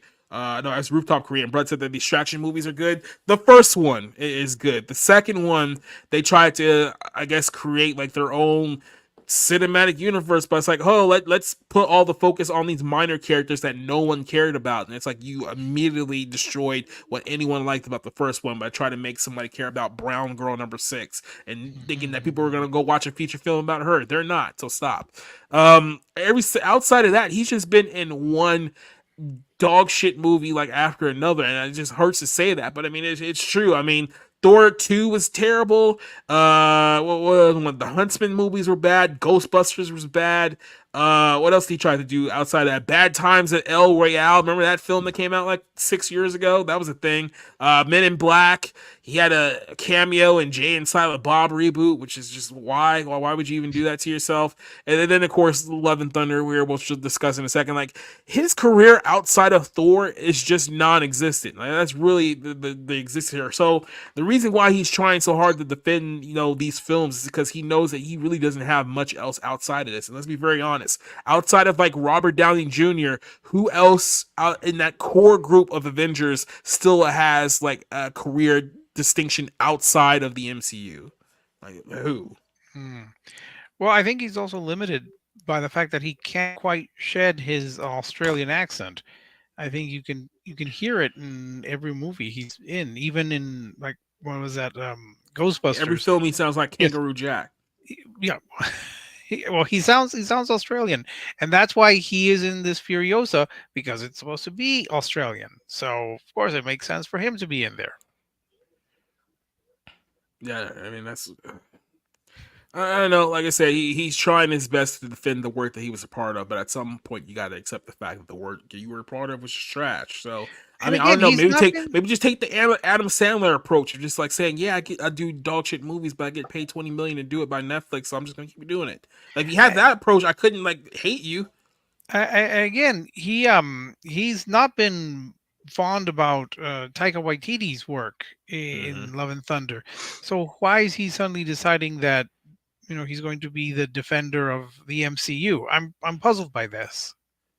Well, let's talk about Taika Waititi here, because that goes on to our next segment. Like I said, he was promoting the film Furiosa, which I believe is coming out here in a couple of weeks, and there's another story that we'll close with regarding this one. But he made a comment in kind of the promotion of this movie here that struck a lot of people to, oh, he's taking yet another shot at our boy David Cohen here. He says that Furiosa is the best experience of his entire career.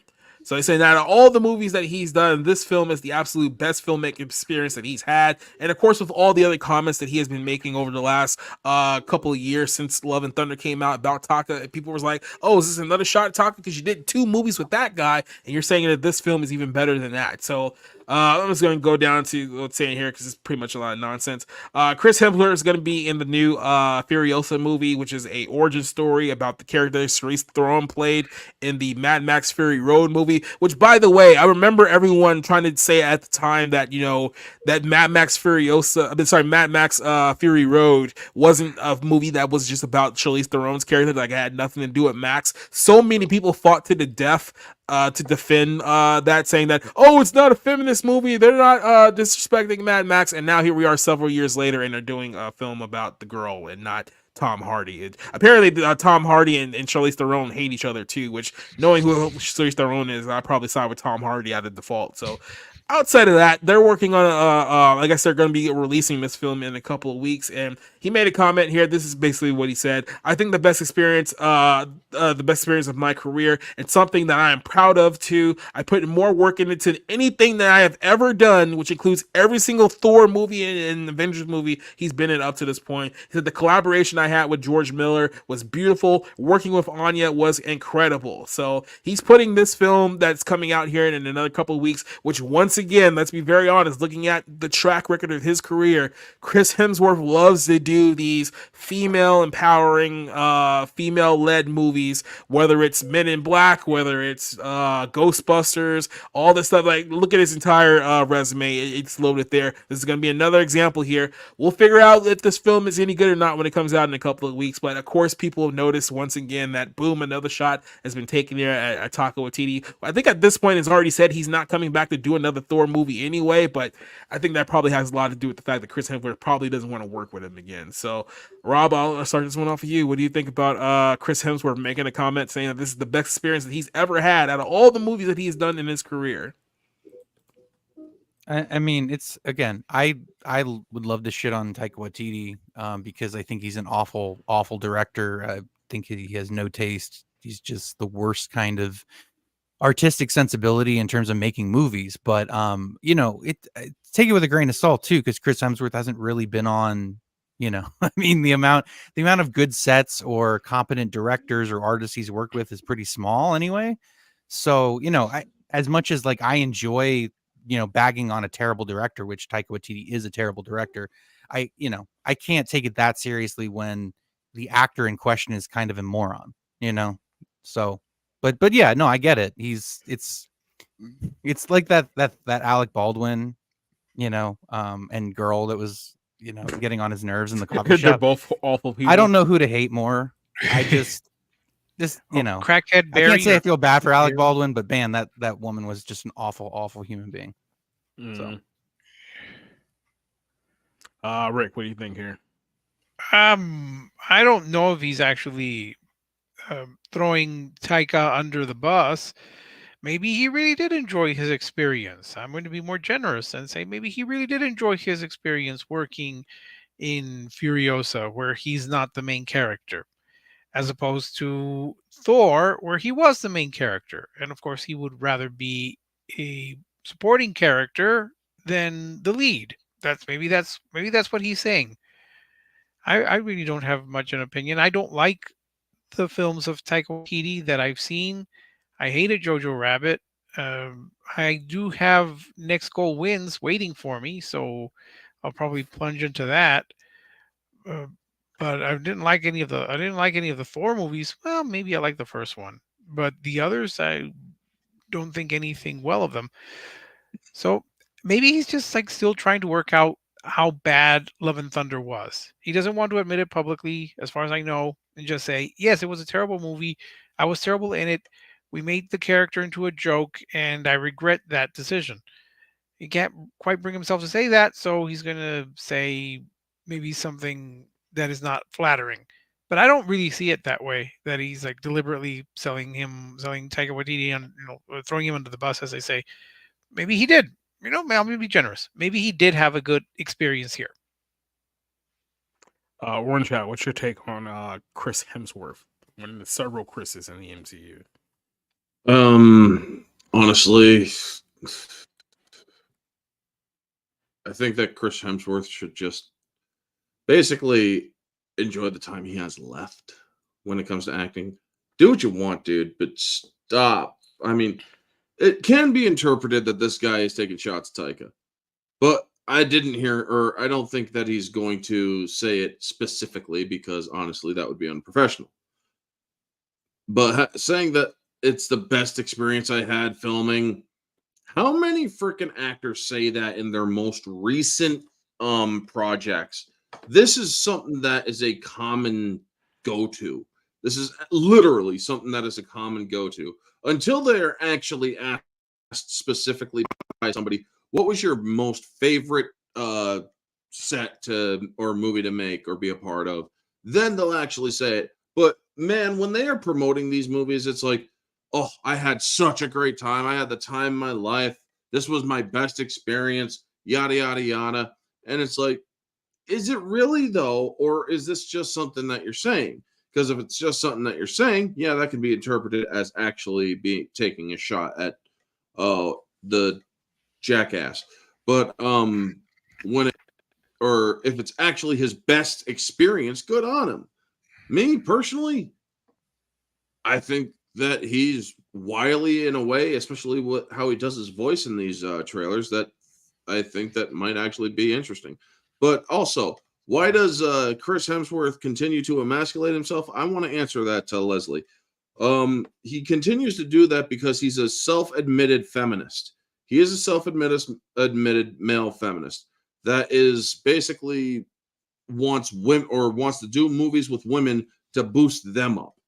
That is why he did this, or Mad Max Furiosa. That is why he did Men in Black International. That is why he did Thor Ragnarok. And that is why he did Thor Love and Blunder. Because all those movies have the same thing in common. They are building a female character up, and he is making himself look like a fucking idiot. Oh, forget Ghostbusters. Yeah, that too. And actually, I don't acknowledge that. That is an attempt at making a Ghostbusters film. But you do make a good point there, Rick. Thank you for that.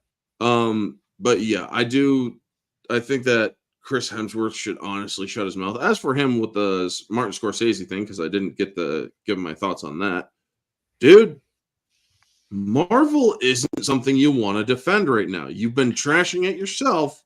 Don't freaking defend something you just trashed. Because honestly, now it makes you look like a hypocrite. So either your freaking brain degeneration is starting to get to you, or, well, I don't know. Are you starting to get your Alzheimer's? Maybe Those are my thoughts on this. And as for Taika Waititi, fuck Taika Waititi. He's a fucking asshole. He fucking ruined a good movie simply because people or some of the fans didn't like how he did his last movie. I'll ruin your mythos in a minute, baby. Yeah, fuck you, dude. Neozoic here is asking, is he the worst modern film director? I can't say that. I mean, there's so many worse. I mean, Nia DaCosta is one that comes around. She's pretty awful. She keeps getting work. I mean, Ana DuVernay, whatever her name is, she's bad too. So, I mean, he's not great. I'm not going to say that he's great, but there are far worse in Hollywood than him. Yeah, he's up there definitely. But I have like a top 25. I could do a top 25 up and coming terrible directors. Easy. I mean, top 50 in terms of just terrible directors currently working today. But yeah, it's, I mean, and even Rick would disagree with me on some of these, like Barry Jenkins, the guy who directed Moonlight. I think he's a fucking garbage director. I mean, I sat on my birthday, went to go see If Beale Street Could Talk. Oh my God. We get it. The police are bad and they criminalize the poor black community and they're all victims and they're, shut the fuck up. Seriously. Well, I Like, mean, I did like If Beale Street Could Talk, but I've not read the novel, which I'd like to. So I'm curious about that. So all those slow motion shots of the couple in love, and I'm like, Jesus fucking Christ, get to the point. So yeah, I mean, there's a lot of terrible directors and people I just don't like. So yeah, you know, it's a long list. It's a tough job to do, but someone's got to do it. Yeah, this is not great. I will say this kind of to wrap up here is that, like I said, if you've really been paying attention to kind of the timeline these things go out there, it's very clear that Hemsworth is not happy about how his film was portrayed, how his character that he spent, how long has he been Thor now? Like 13 years has been portrayed, maybe. Excuse me. Maybe that's part of the reason. So, yeah, 14. Was 2008? I thought Thor was 2011. Or yeah, fuck. Shit, yeah. But no, obviously he's been trying to distance himself. That maybe that's what's inspiring him to come back for this was it Deadpool movie, which he's gonna be doing a cameo in. So maybe he's gonna try to, I don't know, reclaim whatever image was broken from that last film. Good luck with that one. But like I said, Chris Hemsworth, I don't hate the guy like as a person, but it's just like, dude, you just been in so many terrible movies. It's just hard for me to really defend you. And then, like I said, we're supposed to believe that this Furiosa movie is going to be great and amazing. And we all know the critics are going to love it because it's going to be, female representation. This is what we need. So I'll be the judge of whether that film is actually a hunking pile of crap or not. And we won't know that one for a little bit. So any final thoughts? I would say real quick that maybe Furiosa will be well received because Fury Road was so well received, and so many people were telling me that it was one of the great films of our time, and it got 6 Oscars and like many nominations for it, and people seriously considered it Best Picture, that it could win. So I'm sure Furiosa will lap up some of that. But again, we'll have to see. We'll have to see. But by the way, I had an old movie review buddy of mine who submitted his professional review for that film as 10 out of 10, go see it. They're talking about Mad Max Fury Road. That's how much everyone was in love with that movie. And I remember watching it and enjoying it, and then like it kind of like dawned on me. It was like, so the whole movie was like them driving to one location, realizing that whatever they were looking for wasn't there, and then driving back to where they left in the first place. And that was the entire film. And when you look at it from that perspective, it's not nearly as exciting as history likes to pose it to you. But our last story here is, in fact, talking about this movie, because now we're going to move on to the actual star of this film, Anya Taylor-Joy, who I'm still looking for a movie that she's been in that I've actually liked. Maybe I'll have to dig a little deeper. I liked her in Split. I thought Split was good, so I mean, there's that. But I didn't care for it in Morgan. Thoroughbreds was horrible. Glass was a waste of my time. We just talked about Last Night in Soho, and what was she had a cameo in like The Northman, and then I hated The Menu, and then that film was bad. Oh, Amsterdam. Amsterdam was another terrible film was she too. In that? So yeah. She has a bit in it. Yeah, I don't remember. I think she was in Emma, which I liked. Yes. As bad as New Mutants was or is still, Anya Taylor-Joy actually did a good job in that one. I will say that she did a good job as Ilya Rasputin. Yeah, it wasn't terrible. I think it was one of the first films that we saw when they were actually putting out new movies in theaters. It wasn't terrible, but it wasn't great. And I like Thoroughbreds, so just throwing that out there. Queen's Gambit, is that even a film? No, it's a Netflix show. It's garbage. You don't need to watch it. First episode, and it's just like, okay, we get it. She's brilliant. She's a genius chess player. Yeah. Oh, that's going to be so interesting to watch. Nope, I'm good. People have praised it, but again, other than Emma, I can't really think of anything that has been that I really, really liked, but I think she's fine. And I did like The Menu. You know, I'm a contrarian in that. Well, if you love that movie, then you're gonna love Furiosa, because the talk of this one, and there's actually kind of two conversations we can have about this one here, because this film made the rounds earlier this week because it was announced that Anya Taylor-Joy only has 30 lines of actual dialogue for this entire film. Now, I have not checked to see how long this movie is. Okay, never mind. I actually just checked it out. It is an hour and 28 minutes long. Wait, so in an what? hour, sorry, Words. no, it's actually worse than what I just said. It's 2 hours and 28 minutes long. Oh, gosh. In a 2 hour and 28 minute long movie, she only has 30 lines of dialogue in this entire film. So as a result of this, apparently she spent months without speaking on set and almost drove herself insane. This is what she's talking about here for this movie. Like I said, we all know what this is about here. We've talked about throughout the course of this night, so I'll just go right into it. George Miller is back with Furiosa. Anya Taylor-Joy, like I said, is playing a prequel version of the character from Fury Road that Charlize Theron played. She says that her character only has 30 lines of actual dialogue in the movie that's coming out, which, keep in mind, 2 hours and 28 minutes long. So that'll be a battle of attrition for a lot of you guys here. It says that shouldn't come off as much as a surprise, as fans the World Warrior franchise, Tom Hardy and Mel Gibson, barely had much to say in the previous movies. However, Taylor-Joy did push Miller to let Furiosa get loud in the new movie, so maybe she had to push to get even more lines in this film. But she said that she would go months on the set of the movie without speaking a single line of dialogue. Added that, "I've never been more alone than making that film. I don't want to go deep into it, but everything I thought it was going to be easy was hard," because she basically just had to show up and, I guess, emote with her facial expressions rather than her acting, which, I don't know, is that an improvement, the fact that she doesn't speak? Because, I mean, remember Ruby Rose was in John Wick 2 and she didn't have a line in that movie, and that was probably her best role to date, so maybe that's not a bad thing.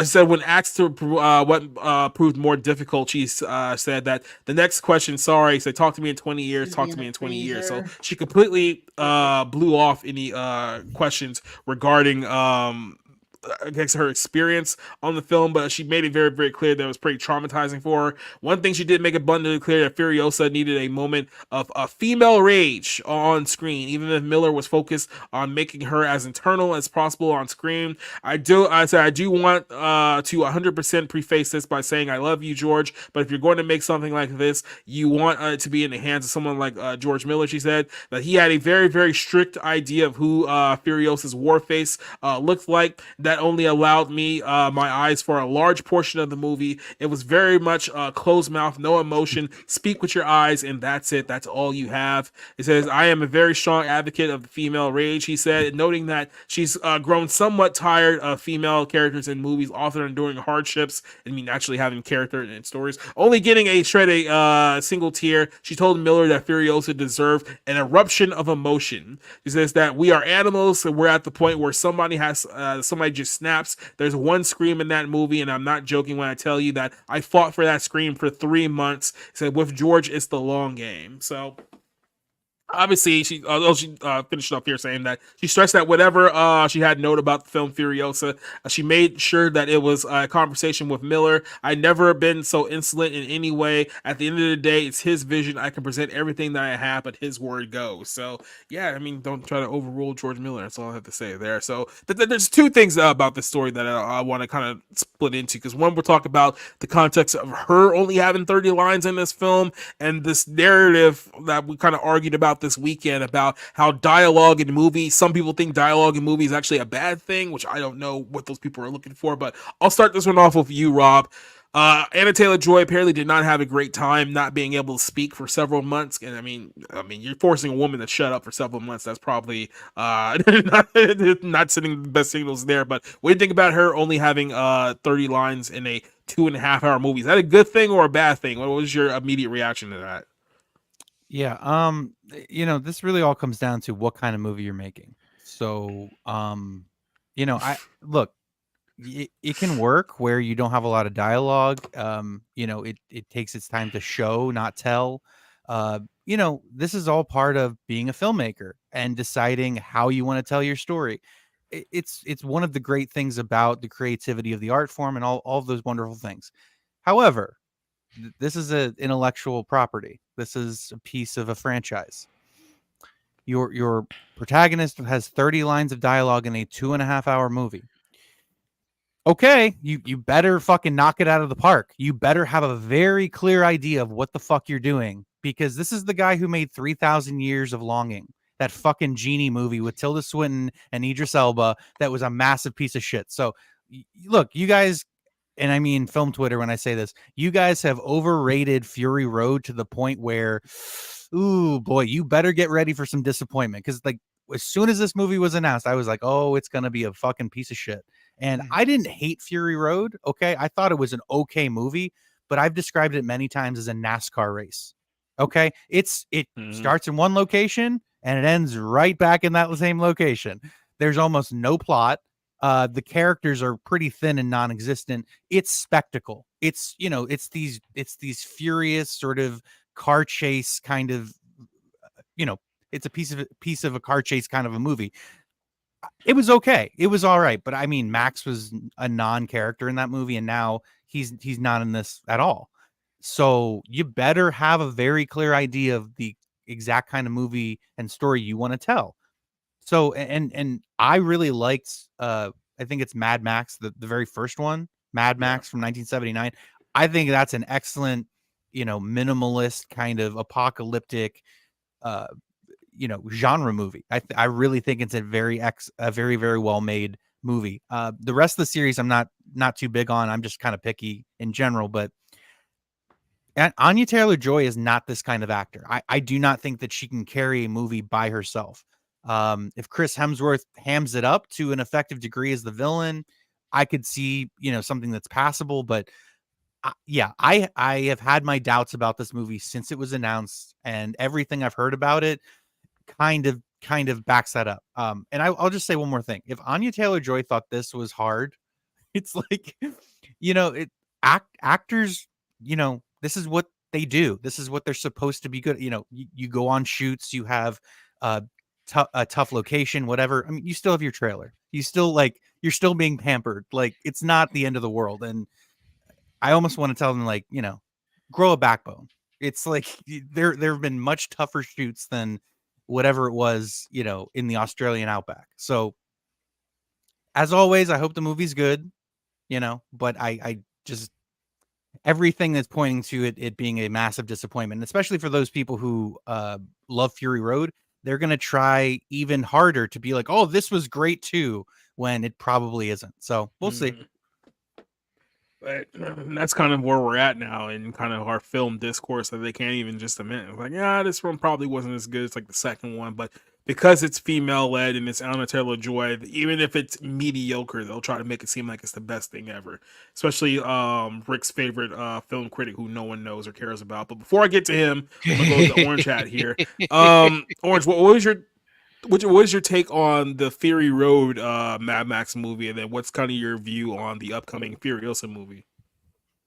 I never saw Fury Road. I saw a little bit of it here and there. I could not get a full viewing of it.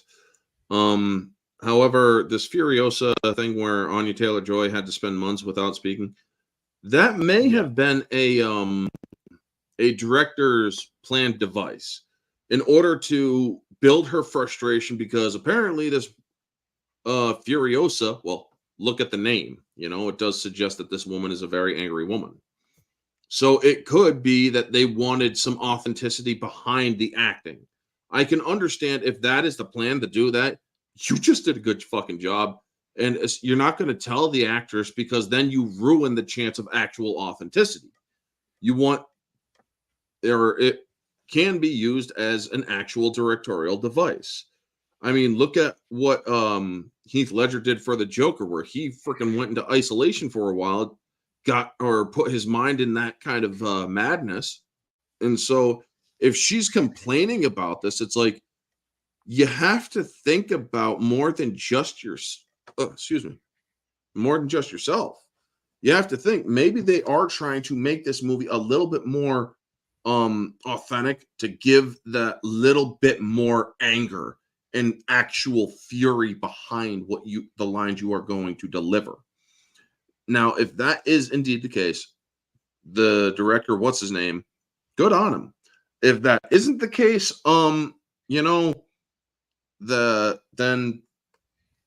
well, he was kind of an idiot, and I can understand her frustrations even more. But honestly, I'm thinking it might have been an actual director's directorial plot or directorial device. Yeah, I'm gonna pull this up here just for a second here, but Rick, I want you to go on and give your thoughts here about kind of the dialogue debate about this film and about kind of Anya Taylor-Joy's spot about this. All right. Well, first, when it comes to the dialogue, let's remember that Ryan Gosling had about 17 lines in Only God Forgives. And that movie was just terrible, pretentious, boring, but he had fewer lines than Anya Taylor-Joy in this movie. So there's that. So it's a decision by the screenwriter to give their character a few lines, though it's a strange decision to make if you're the title character. Second, I remember when Fury Road came out and people were just praising it to high heaven. You know, it was a landmark in cinema, one of the greatest films of our time, this and the other. And a lot of people responded to the Charlize Theron character and wanted a film based around her.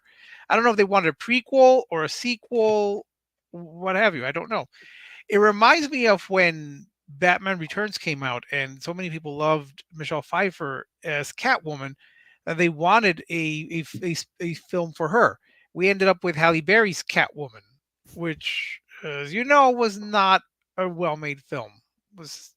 So are we going to get that other type of situation here, where you're going to focus? Remember, you call it a Mad Max saga, as we're seeing here, but it's not a Mad Max saga because I don't think Mad Max plays a part in this film unless he comes out later, and I don't know why.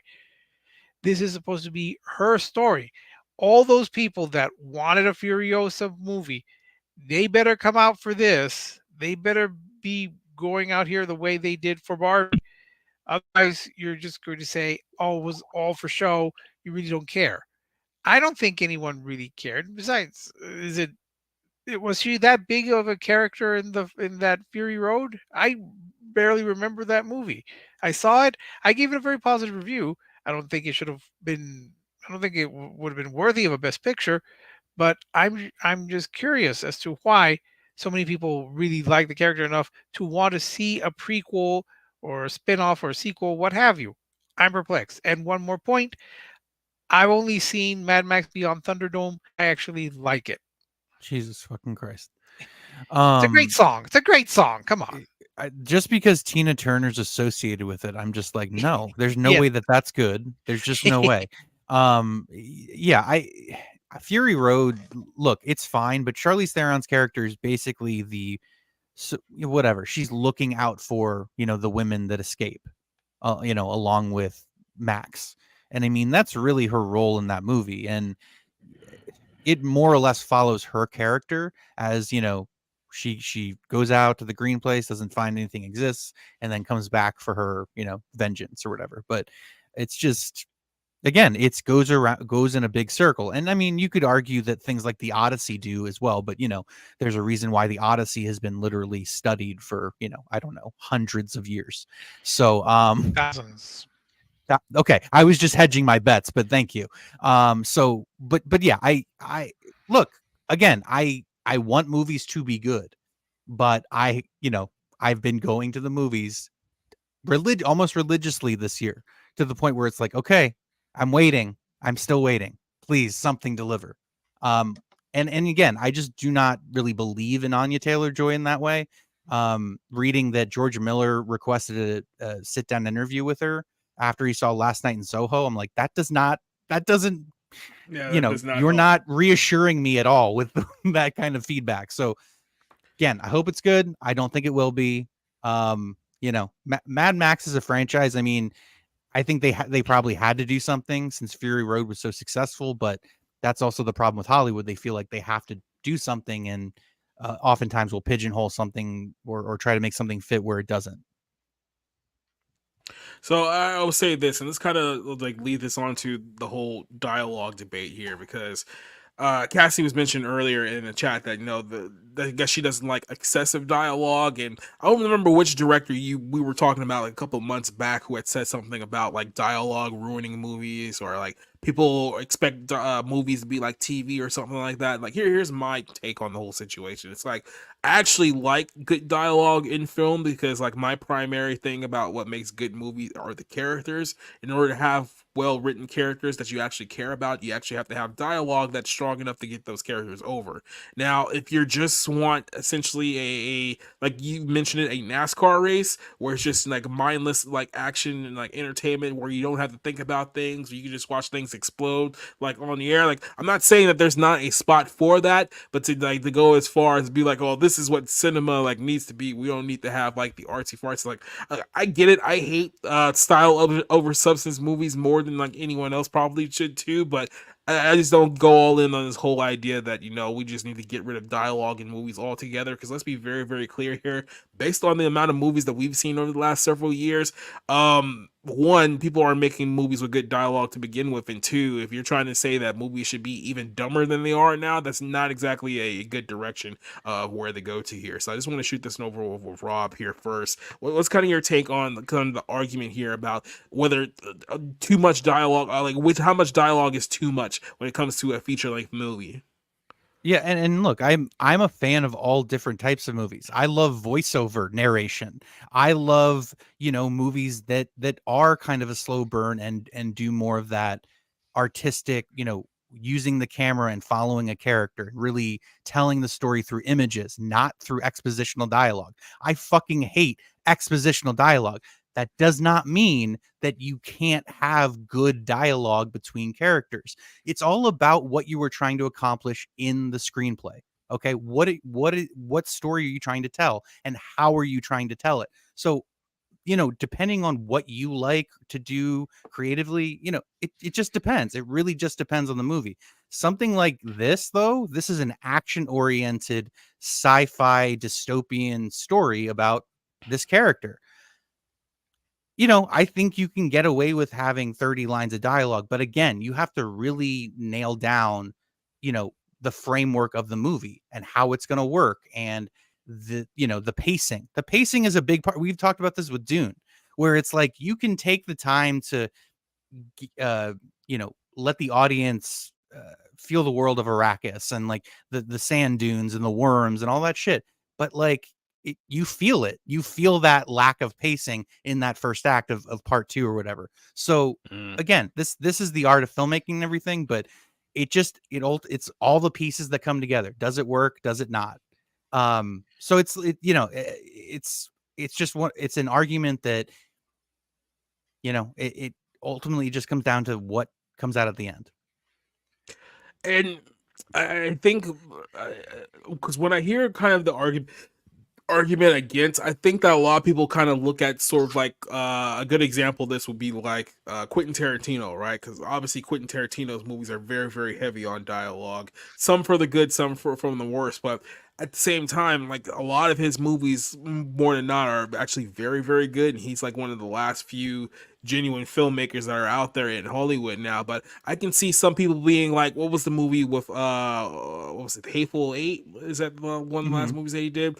I could see a film like that not clicking with like the average like moviegoer, but obviously like, film buffs like us could probably appreciate that film a lot more, having the fact that it was such a gripping movie that didn't really move from one location. It was because the dialogue between the characters were like so good. So that's kind of why I look at it from the perspective of people who say that they don't like dialogue, or there's too much talking, I guess you can say. It really just depends on what type of taste are you looking for out of a film. Are you actually looking for genuine movies that actually make you like think and like make you feel stuff, or you just want to go out there and see, I want to see giant robots punch each other for 2 hours? And I see like there's a big divide between those two factions in moviegoers.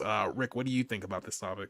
Well, I'm pleased that people want to bring silent movies back, because there you don't really need any dialogue, as you saw in Sunset Boulevard.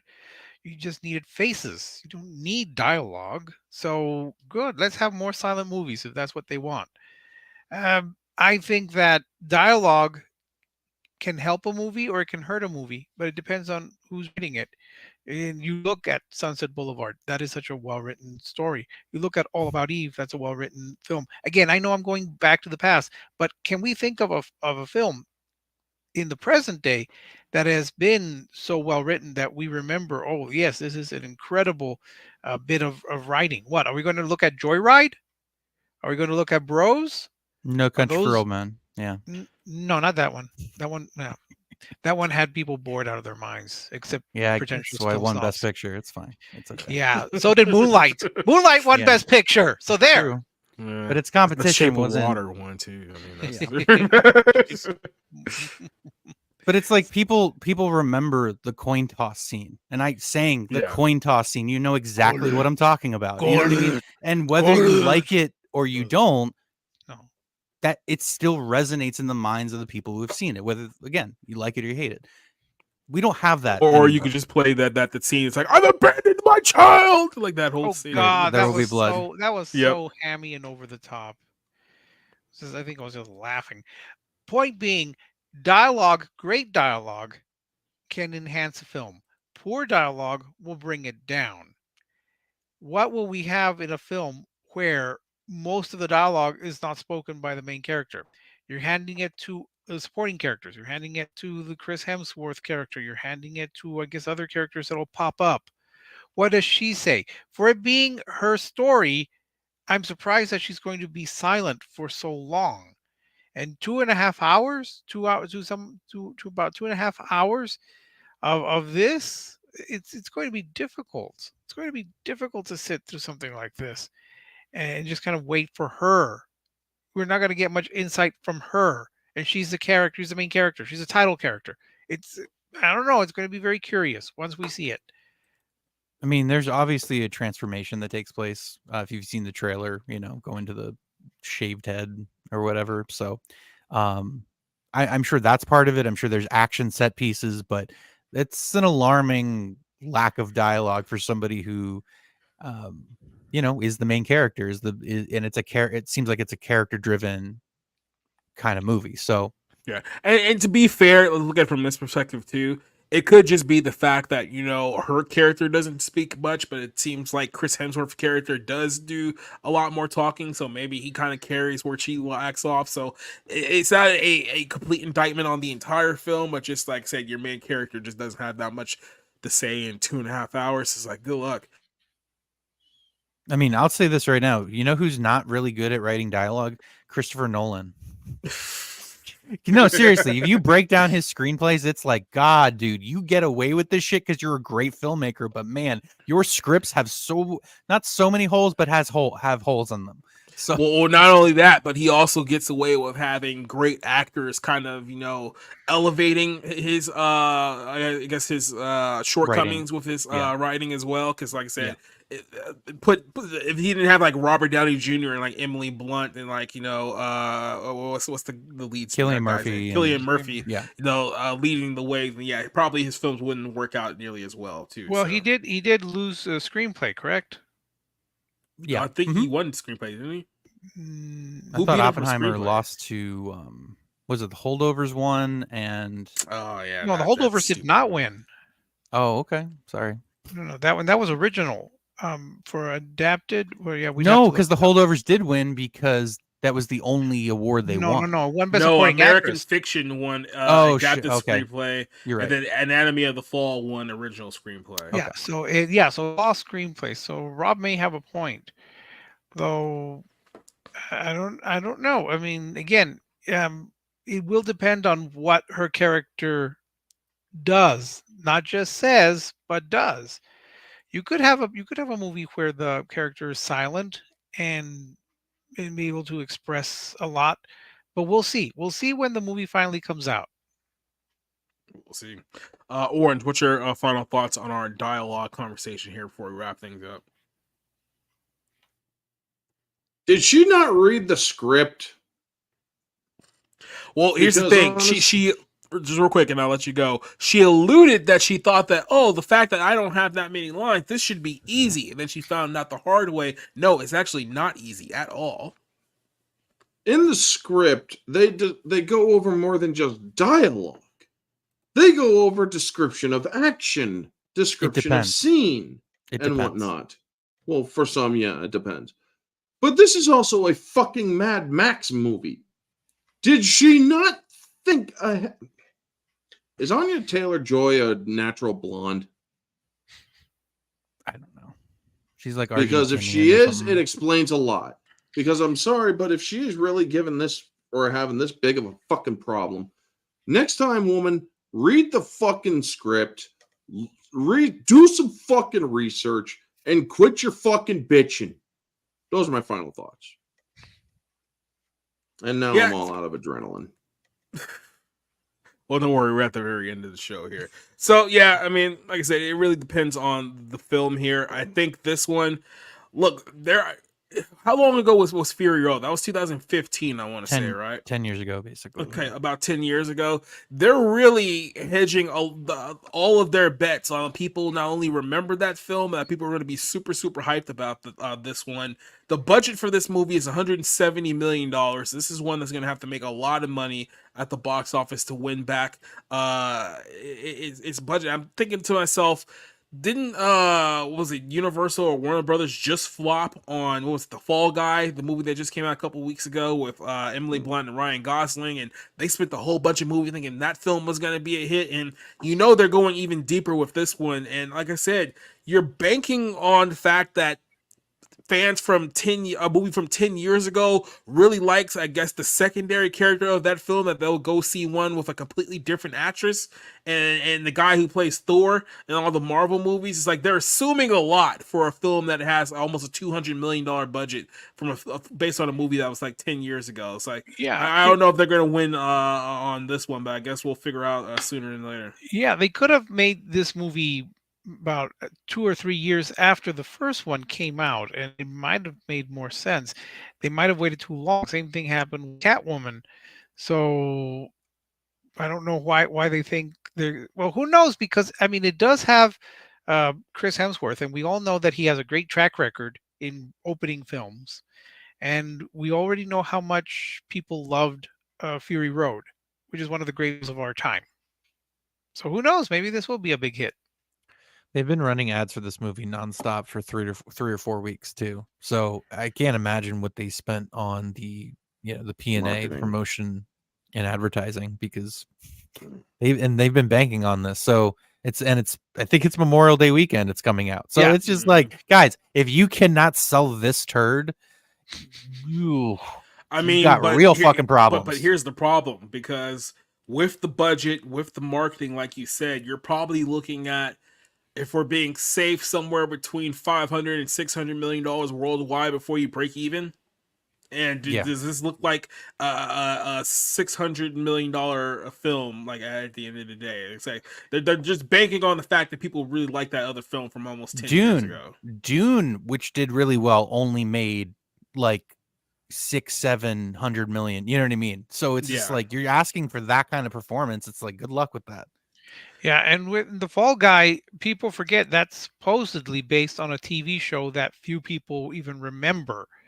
So I don't know what they were thinking, that they were going to make a big success and have several movies with this character. And it's not even based, it's very loosely based, so loosely that it has very little connection to the actual TV show. And I'm sorry, Ryan Gosling and Emily Blunt are not people that people are rushing out to see. So, what was it? Doom 2 has made $710 million of box office worldwide. It's the highest grossing movie of the year, and it's only at 700. And even that budget was 190 production wise. They definitely put a lot more into the marketing as well. So it probably didn't make that much of a profit when it was all said and done off that film. And this film is going to have to perform at least somewhat similar to that one. Maybe it'll be like $100 million less, but still, it's going to have to be somewhere in that range if they're going to want to see their money back here. And let's be very, very clear here. If this movie flops, I mean, the only film that anyone is looking forward to, I mean, really truly looking forward to, the masses, is the Deadpool movie. And then that's pretty much it. Like, we're almost 6 months into the year, and there just hasn't really been anything out there that has really expired anyone to just go to the box office right now. People are really, I think the box office year by year is down anywhere to 20 to 25% from what it was a year ago. That's how bad we're starting off the year right now. So yeah, but that's Mad Max Furiosa movie that's coming out here in a couple of weeks. So we'll see. We'll talk about it in a couple of weeks to see if it's any good, and we'll see if anyone is interested to watch that film. So till then, we're gonna go ahead and log off here and sign away. I'm gonna go ahead and shoot this one off to you guys because I know we're reaching the end of our rope here. I'm gonna start off with you, Orange Hat, so you can tell everyone what you got coming up for the show. Tomorrow night, me and Jade Shadow I'm on her channel for ones and twos, 8:30 p.m. We're discussing Blade 1. It's Wesley Snipes' May. And then Thursday is Murder at 1600 at 8:30 on my channel. And Friday is Orange Hat Uncensored, where I will be discussing our installment in the Oval Office and his proclivity for certain degenerate behavior that has just been recently confirmed. Sunday is the weekly recap with me and Nerd with Cigar. We're going to be going over some, going to be trying to find some topics to discuss, as there hasn't been any real interesting topics lately. Other than that, I also do Star Wars discussion afternoons on Tuesdays. So next week is going to be the expanded universe topics. So yeah. Also, I'm trying to reach 2025 subs by the year 2025, so I could also use help on that. All right, shoot us over to our buddy Rick. What you got coming up? Well, just my reviews. I'll be getting through the Kingdom of the Planet of the Apes, and I have to go back to War for Planet of the Apes because I did see it, but I didn't review it. So I've got that. Trying to wrap up my Omen retrospective, and yeah, just reviews. That's pretty much it. All right, Rob. Hi. So yeah, I got a review out last week for Drive Away Dolls.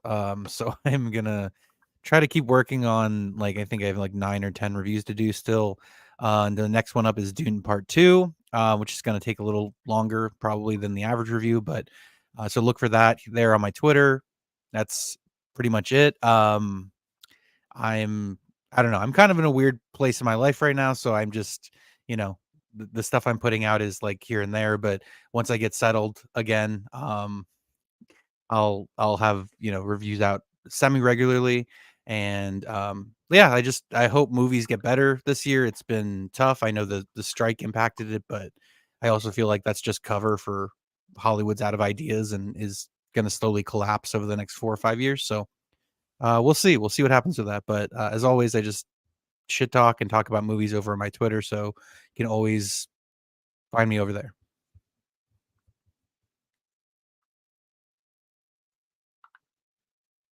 You're muted. You're muted. Yeah, I just noticed that. I thought I clicked the sneeze button off.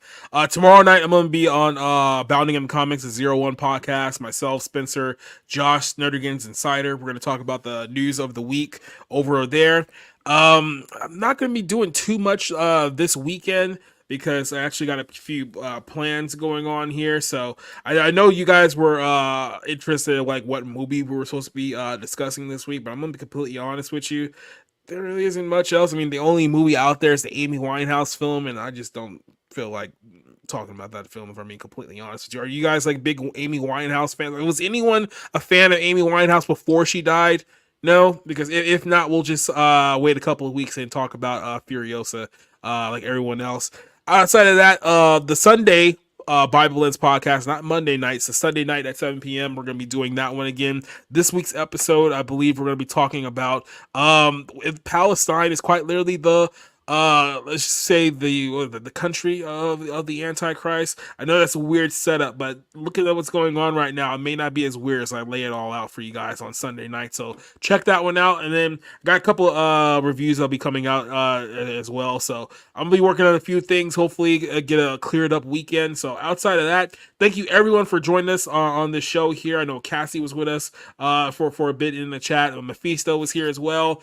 To everyone, Vanya, Neozoic, Leslie Tarkin, Dobafett, Tactus, DK, JEC, Dante, Spencer, Rooftop Korea, Maurice, Hellhound, Awesome One.